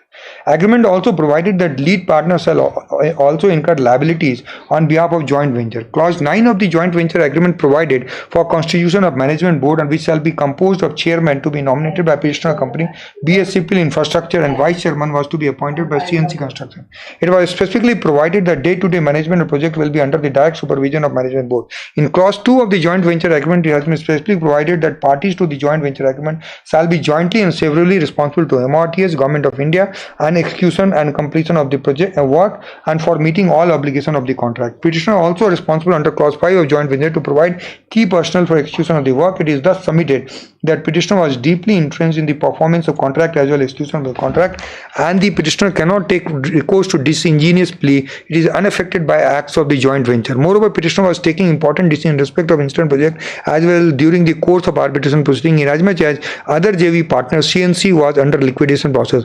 Furthermore, the witness presented by joint venture is an employee of BSC Field Infrastructure, that is petitioner, who has also affirmed the ledger entries regarding corruption committed by the joint venture. It is also submitted petitioner has resorted to clever plea that it is detached from the joint venture, despite the fact that representative of petitioner company was solely responsible for leading evidence before arbitration tribunal and prosecution of the case before the arbitrator. In attempt to mislead this honorable court, the petitioner has filed the instant petition with supporting affidavit of 1 Bolini Krishnaya, and the petition bearing number so and so filed on behalf of BSC is filed with the supporting affidavit 1 Sri D. Srinivasa Rao.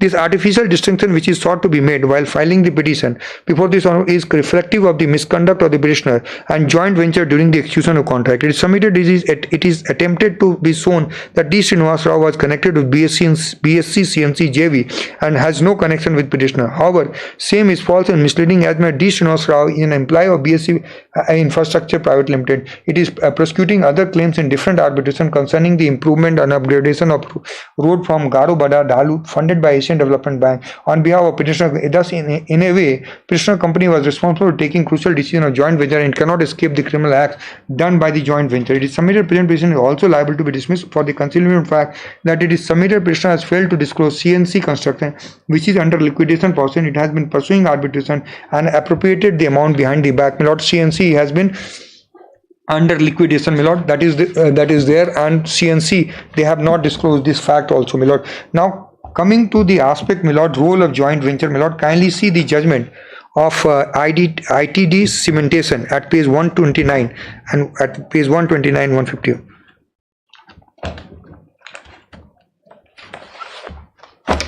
Because similar plea was raised in that judgment case also, my lord. This is Yashwant Verma. That is the. But it is, I am using it for the purpose of showing, my lord.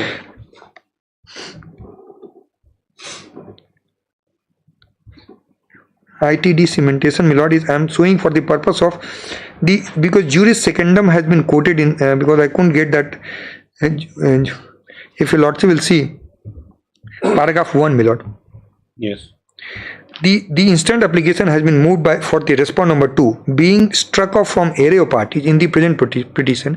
The execution proceeding emanate from an award rendered on 9th March 2019, in terms of which enforcement petitioner became entitled to realize an an amount of 665 crore 55 lakh to along with interest at the rate of 12% on 7/11/2013 till the realization of amount along with the cost. First respondent is joint venture which was constituted between SS JV Project Limited and Messrs. Jaru Bevani Estroy. The aforesaid joint venture, as per applicant's own admission, was formed for the purpose of execution of a contract relating to construction of barrage and desilting the chamber of Tapovan Vishnu Ghat hydroelectric project, my lord. And then, my lord, paragraph 4. The plea applicant respondent number 2, however, continues since it was not an individual placed on notice by arbitral tribunal, the execution proceeding was drawn against is not maintainable. Learned counsel appearing for the applicant would contend, since the second respondent is an entity duly incorporated, thus having a separate and distinct entity in a law, no proceeding could be executed against it. That was the plea taken by my lord. Now your lordship will kindly see the juris secundum has been quoted, my lord, by the Honorable High Court of Delhi, my lord, paragraph 12. At paragraph 12, my lord. Proceedings then to deal with the subject of liability of joint venture to third persons and parties following passage of relevance from corpus juris secundum are extracted herein below. Paragraph 12, my lord, at page. Corpus juris secundum, your lordship got paragraph 12 at page 146. 146. Yes, my lord. Because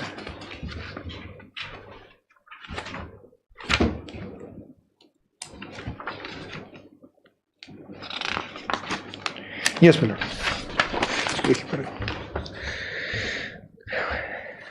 Proceedings then to deal with the subject of liability of joint venture to third parties and persons and parties following passage of relevance from corpus juris secundums are extracted below, my lord. And then, my lord, after lordship will come to page. Not sorry. Page your lordship will find page 148. Because your lordship will find tort, and after tort your lordship will find fraud.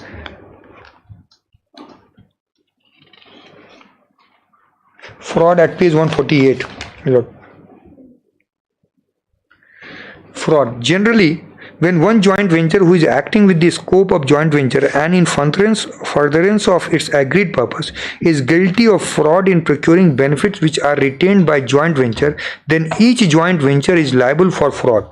Lack of actual knowledge of any wrongdoing and innocence of fraud in themselves do not absolve one joint venture of liability for the fraud of another joint venture acting within the scope of authority of joint venture. However, a member of joint venture who had no knowledge of a fraud placed on third person by an associate is not liable by such fraud when it was committed for the sole purpose of such associate, not in furtherance of joint enterprise. So if, my lord, only when one member, and here, my lord, I have shown that fraud is committed for the purpose of joint venture. It is not fraud is not committed for, and this paragraph, my lord, and then in that case, my lord, after going through all the relevant case laws, my lord, paragraph 13, if you lords will see.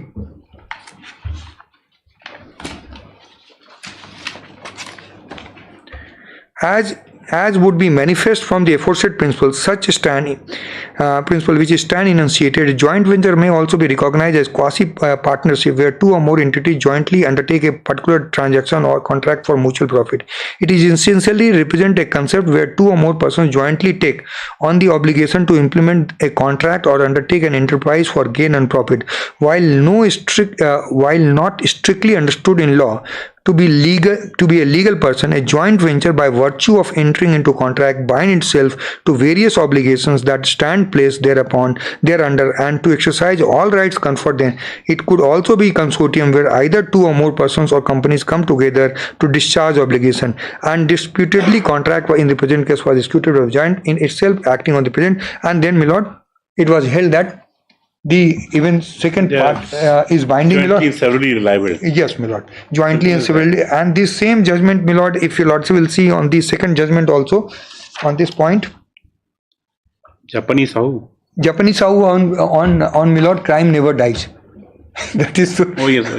Crime a TPF, my lord, TPF engineering. Which? That is at serial number 5, page 42, my lord.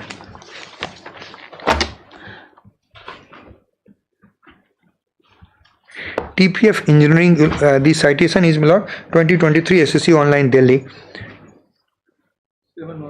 7116. Yes, lord. Now kindly, paragraphs are, my lord, 24 to 28 and 38 to 35 and paragraph 43.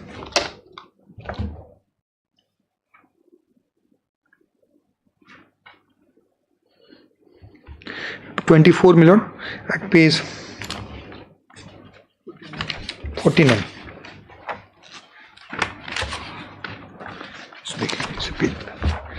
The factum of the dispute before the court is whether petitioner could be classified in an allied form of the TP FG and accordingly could be disqualified from tendering process of tender.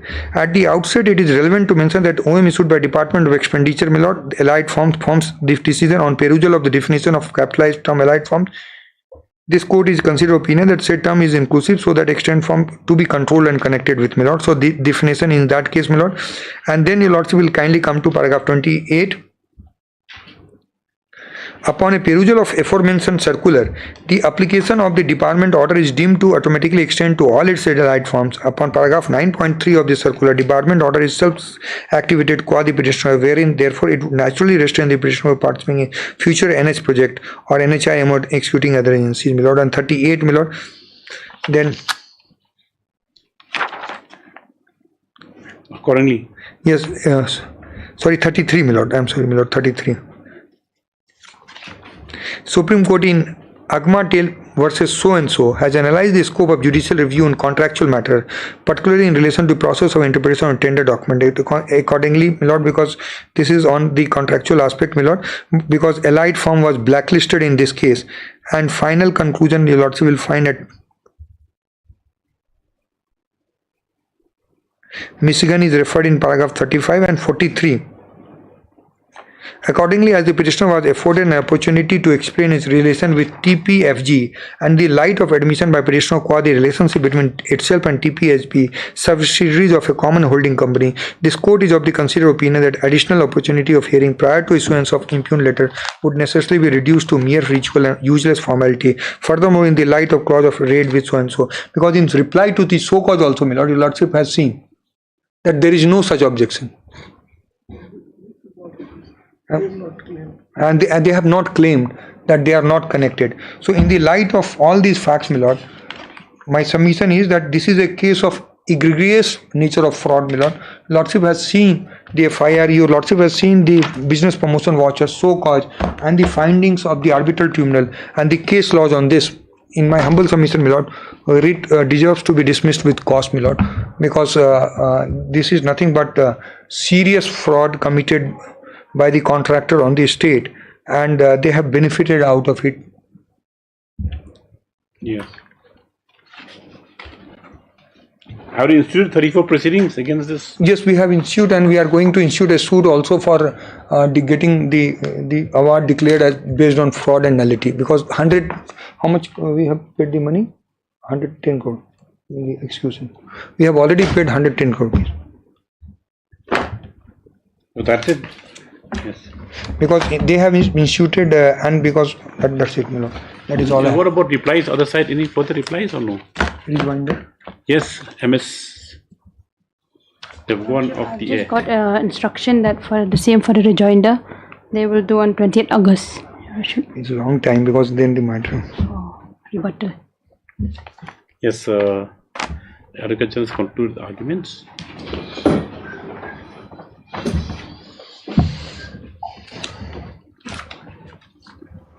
Posted on 20th August. 20th August. 20th August. Thursday. Wednesday, 19th? 19th? We have no difficulty. We have no difficulty. We have concluded our part. Your Lordship, 20th August is something that has been insisted by the senior. 20th August. Sorry, others we take it to 27th then. 27th. Your Lordship, 27th is a holiday. No, here is working. Here is the working day. August is here, we are working. No, the Ganesh Chaturthi is a Okay. festival. Okay. Okay. I'm not very sure. You get back to your counsel with the date, then inform the court master. Yes. But not on 20th, because 20th is we are having this election evidence. I think. 20th is the evidence. Yes. But it will get adjourned that will, because the witnesses have to be summoned and all, my lord. So 20th, your lordship may have it on 20th. Your Lordship may keep a particular time. Okay, 20th will be 20th. We can't keep time. We can't That is limit the lawyers from lawyer from my. Alright, thank you.